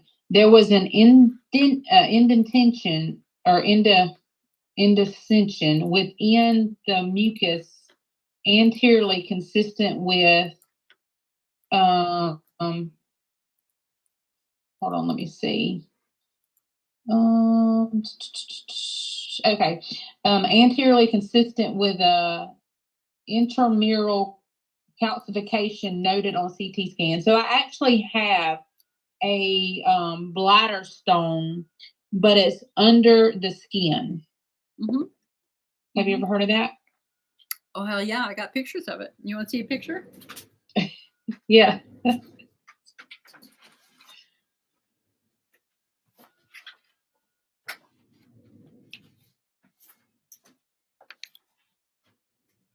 Okay, so these are bladder stones coming out of the skin. Hold on, you're not on the video. Oh, sorry. Can't see. Hold on. Okay. Okay, these pictures are from a dear friend of mine, actually. So he had many, many bladder stones coming out of his skin, but you can see them underneath the skin also. See them right there? Mm-hmm. Mm-hmm. So why do bladder stones emerge? Bladder stones emerge after an injury. There's a profound injury to the bladder that has damaged the calcium metabolism mechanism. And so the calcium has to go somewhere. And so what happens is the calcium forms stones and emerges from the skin of the bladder, and then they get stuck in the bladder. And the thing about stones is that they're very sharp. You see all these, they're sharp and they're covered with bacteria, lots of bacteria. And so if you've got stones floating in your urine, literally they're scratching the bladder wall as they're going up and down. My stone is actually under my skin. Yeah. Like it protrudes out a little bit, Yeah. but they can't remove it because it's like under the skin. Well, they could remove it. The question is, do they want to damage your bladder wall to do it? Yeah. So my question would be, could that be one of my problems? Because my doctor said you were probably born with it. You know, for this gentleman, they were only a problem when they got stuck in his urethra and penis. Otherwise, he was, if I remember correctly, asymptomatic. Yeah, so mine can't move because it's actually like if you went into my bladder and looked, it would be like a lump. Yeah. Under the skin. You can just see like it's just a little. I mean, it shows you had an old injury. You definitely had an old injury to your bladder, and it could go all the way back to, that tailbone. I mean, the jamming your crotch on a bar of a bicycle. It literally could have happened then. Okay, so I'm going to look up the what you told me to about the pelvic floor, and I'm going to go from there. Yeah, because I don't mind. Like my husband at this point is like, pay whatever money you got to pay. We'll do whatever. Yeah, I mean, the thing you really got to understand is a lot of the stone research now has really identified really robust populations of what we call heterogeneous bacteria living on the stones. And so my concern would be that it's like coral in the ocean, lots of nooks and crannies that stuff can get into. Mm-hmm. And so they called it an intramural. I'm gonna spell it for you. They called it INTRAMURAL calcification. Hold on. So INTRAMURAL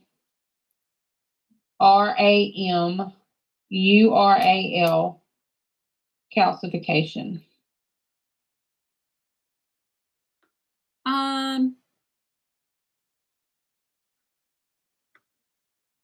It's rare. Um, if they were fibroids, they're non-cancerous tumors that occur when And fibroid. I've had it for about 5 years. They say Yeah. it's never changed on any CT scans. It's always stayed the same.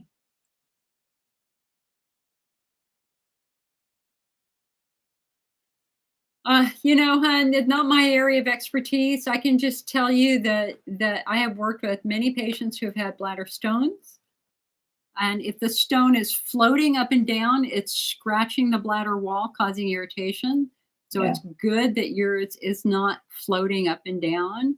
And Yeah. my only concern would be that, especially as you become more and more menopausal and your mucosal layer thins, it would not surprise me if you started struggling with a few more bladder infections because the bacteria could be living on the stone, maybe. Mhm.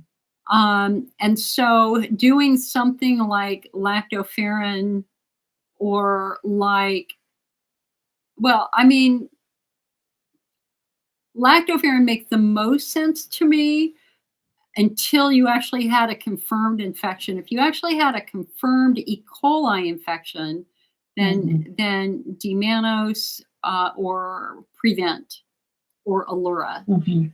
would be what to do. So Yeah, I've never had an infection before. good, good. Well, I mean, clearly it's benign. It's just a stone, Yeah. and it Yeah. just happens after trauma. So Yeah. to me, that cements the theory that you took some pretty big trauma at one point in time. So, all Okay, so righty. I'll just start with the pelvic floor. Sounds good. Keep in touch. I want to hear how you do, I and will. I want to know what they find when you have your pelvic floor assessment. So call me, okay? I'd love to hear from you. Okay. All right. Talk to Appreciate you it. later. I'm going to shut down Zoom. All right. So now we are back on just Facebook and YouTube. And so Amy asked, what are my thoughts about doing ketamine infusions? Ketamine is well known to be an irritant to the bladder. If you're doing ketamine for pain management, you just got to listen to your bladder. And once you start having frequency urgency, you're going to have to back off, most likely. I have a whole website, ketaminecystitis.org. Go to that website. Okay, YouTube, you guys are flying. You've been quiet. You were quiet for a couple hours. Now we got a lot of messages up here. So hold on. Let me look at these real quick. Jill says, my urologist has me on an estradiol vaginal insert. She says would likely face 3 months before I got any therapeutic benefit. Okay.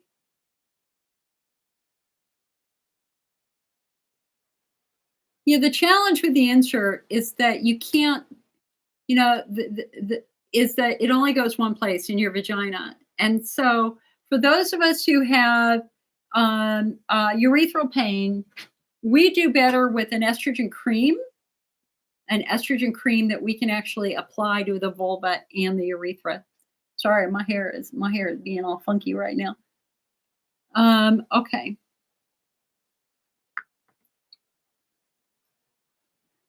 Janelle says, I just started taking it twice a week after 2 weeks taking it every day. I have no patience. I ate some chocolate today. Ouch.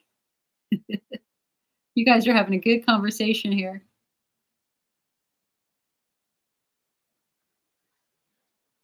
Okay, so for those of you with estrogen atrophy, then you know that your bladder can't defend itself from super, super irritating food.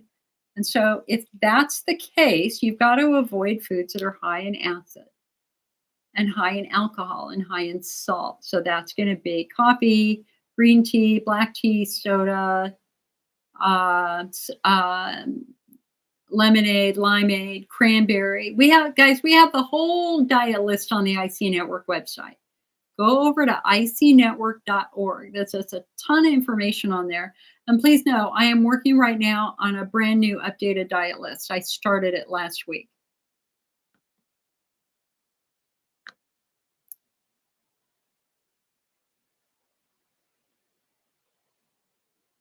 Janelle said she should have taken pre-leaf, but didn't think a little chocolate would not hurt. Girl, chocolate is very neurostimulatory. Chocolate is known for triggering IBS and IC. I don't tou I would not touch, uh, when I eat chocolate, I get bowel spasms from it, very, very violent bowel spasms. I call them bend over and screamers. So I don't do the only chocolate I'll do is I'll do white chocolate, a little bit of white chocolate. I can't do that now because it's saturated fat, or I would do carrot. Janelle says, "Do you do pelvic exercises at home? I do them, and it still takes me a while to start peeing." I do internal work more than pelvic exercises. I do my wand. To me, massaging those muscles helps the most of all.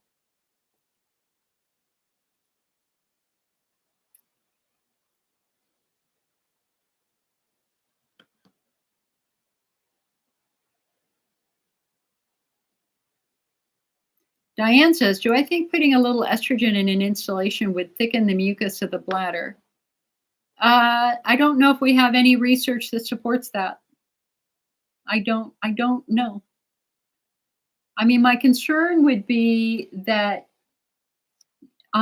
you would have more systemic absorption of estrogen if you put it directly in the bladder, especially if you have a thin bladder wall from estrogen atrophy. Then you're running a greater chance of the estrogen going to other parts of your body, maybe.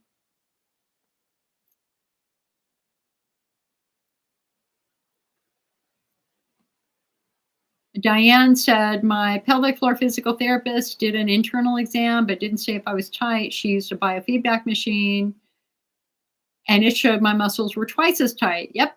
Okay. Diane asked, "Did they come out with the results of the study with the medicated foam inserted into the rectum?" Not yet. Janelle said, "My therapist didn't do biofeedback on me, but just an internal, and my left side was a 5 on a scale of 10. I do need to do my home exercises, especially squats." I tend to be a little passive aggressive when it comes to things like pelvic exercises, to be quite honest, because I know that my muscles are just always going to be tight on that left side, and it's annoying. What I need to do is I need to fix the damn SI joint. Alas, we couldn't do that at COVID. I mean, during COVID, and now the doctors are so busy. It's like impossible to get in. Twyla said, okay, here, hold on a thought. Nicola says, "Is cocoa powder the same as chocolate?" Yes. Twyla says, "Any tips on what to do to ease pain during a flare? My doctor just prescribed me medication for my IC and never explained how it is." Twyla, do I have something for you, girl? I've got a 40-page flare management guide that you can download for free. Go over to the IC Network website, icnetwork.org, and there'll be a pop-up window asking if you'd like to join our mailing list. If you join our mailing list, a thank you is a 40-page flare management guide. Also on the IC Network website, I have a whole section on flares. And I have a lot of rescue plans for flares over there too. So just go to icnetwork.org. You get everything that you need. But it begins first with identifying the type of flare you're having. Are we having a bladder wall flare or pelvic floor flare or a stress flare or hormone flare? Each type of flare has its own rescue plan, so you can find those in our flare management guide. Okay, did I miss anything else here on Facebook? Hold on. I have the link to the mold toxicity. Nicola said, "I had a urethral stretch 30 years ago, caused leakage, didn't cure the problem, cured it with homeopathy, then caught COVID 4 years ago. Pain, irritation came back, could be menopausal. Do they want to do now they want to do a bladder stretch and look with a camera?" I'm not well enough, as I have long COVID. They admitted they don't do urethra stretches anymore. Hey, there you go. I did pelvic floor therapist 2 years ago, but it's coming back again. Okay, so again, Nicola, it's all about your phenotype, honey. So 30 years ago, you had a urethral dilation. So clearly you were having a problem 30 years ago. And unfortunately, that damaged some tissue and left you with leakage. But you got better with homeopathy. But then, so you were good for 25 years. Then you got COVID, and you have COVID cystitis. That's a real thing, COVID cystitis. And it was just 2 years into the pandemic that we had researchers talking about patients with no history of bladder problems all of a sudden getting frequency urgency and the symptoms of IC. So that's COVID cystitis. And in our study with IC patients who get COVID, 75% get flares and 25% get very, very painful flares that can last for many, many months. So this could have all been triggered by COVID cystitis. And then incidentally, you're just older and you're in estrogen atrophy too. So right now, there are a couple of things that you need to do. I'm for looking in your bladder. There's nothing wrong with that. That's good because if you don't let them look in your bladder, you're forcing your doctor to guess. And I think you deserve more than a guess. Number two, I think having a proper pelvic floor assessment should be done just in case you've got an old lingering pelvic floor muscle problem that might have been exacerbated. And then number three, we need somebody to look at your skin to see where you are with respect to estrogen atrophy. All three of those matter.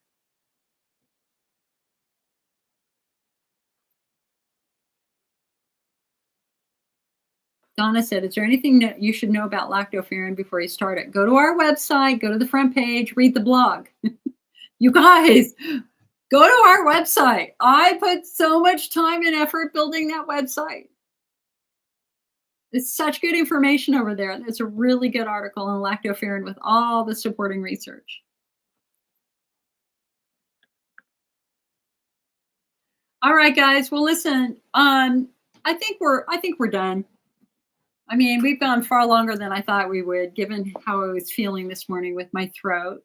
So I want to go over one more time. For those of you who came in late, we're going to do our IC Holiday Bill of Rights because we are now 3 days from at midnight. Will be 3 days from Christmas, and I want you to have a sweet, healing, joyful, slow Christmas. We're going to try to take the stress out.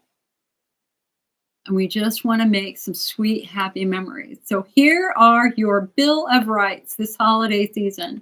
You have the right to say time out. Anytime you need it, you can let up, blow off a little steam, step away from the holidays, have a huddle, go sit on your back porch, go walk in the snow, and just take a time out. You have the right to tell it like it is. When people ask, how are you? You have the right to tell them how you really feel. Not just what they want to hear, but you also have the right to smile and say you're fine because telling them how you feel isn't worth your time. Some people will never understand that.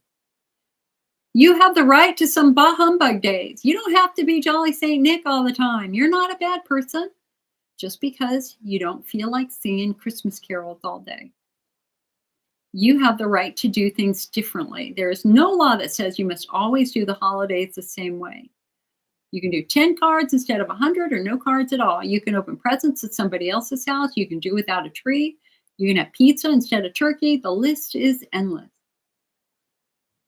You have the right to be where you want to be at home or with the relatives, be in any city or any state you choose. There's no law that says you have to stay home, and there's no law that says you have to go anywhere. You have the right to have some fun. When you have a day where you're not feeling so bad and you feel like doing something for fun, do it. Like I want to go see the movie Wicked. I just don't want to go into a room with people who are sick because I already have a cold. You have the right to change direction. Bladder, pelvic, and widespread pain are unpredictable. You may be all ready to go somewhere, all dressed up with your makeup on, and you suddenly feel overwhelmed. When that happens, it's okay to change your mind. There's plenty of time in life to be predictable. Exercise your right to change when you need to change. You have a right to do things at different times. You can go to church at a different time. You can open presents at a different time. You can serve your meal at a different time. You can give up and go to bed at a different time. Don't be a slave. You have a right to rest, peace, and solitude. You don't have to be busy all the time. Take a nap whenever you need it. Take time to pray and to meditate and to recharge your spirit.